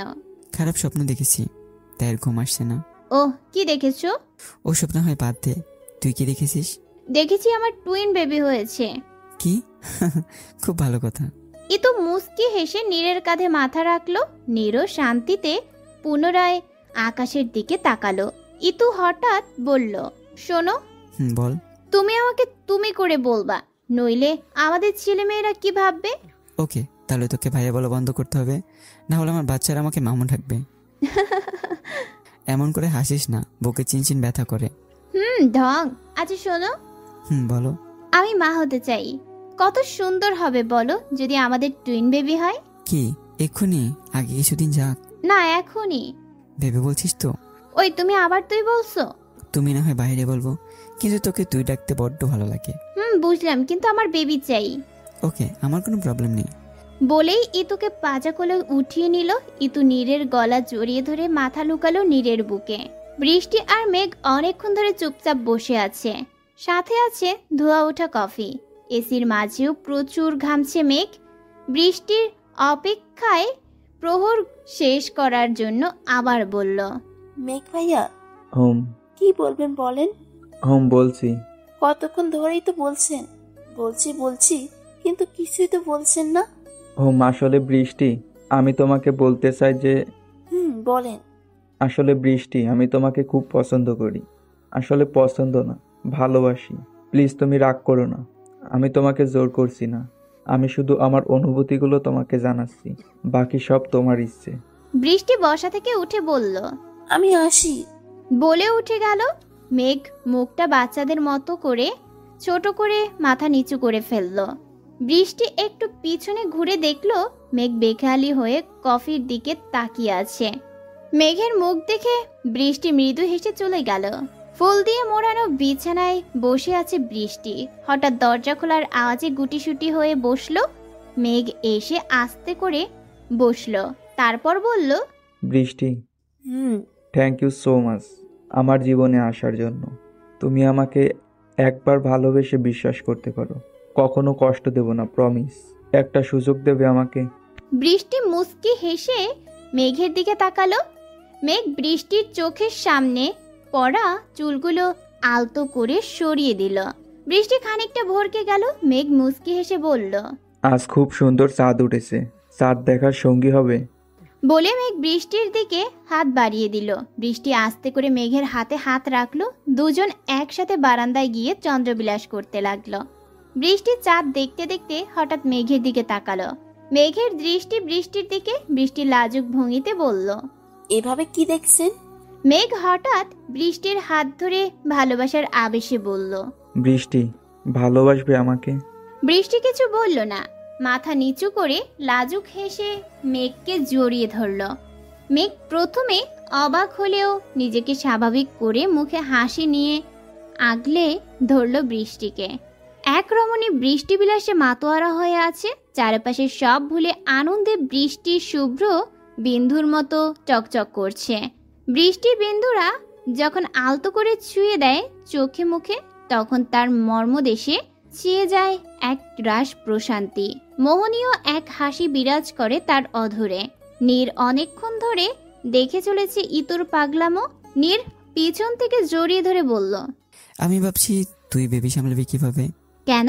তুই তো নিজেই একটা বেবি। আগে নয় মহাশয়, আমি আমার বেবি সামলাতে পারবো। এই দেখো, আমি আমার পেট ভিজাতে দেই না। ইতুর কথা শুনে নীর নিজের হাসি অনেক কষ্টে আটকালো। তারপর ইতুর গালে একটা ভালোবাসা দিয়ে বলল, খুব ভালোবাসি তোকে পাগলি, আর আমাদের বেবিটাকে। ইতু মুস্কি হেসে নীরের বাহু ডোরে আবদ্ধ হয়ে বলল, আমিও ভীষণ ভীষণ ভালোবাসি। তো বন্ধুরা, এত দুষ্টু মিষ্টি রোমান্টিক গল্পটা শেষ হয়ে গেল এখানেই। আল্লাহ হাফেজ।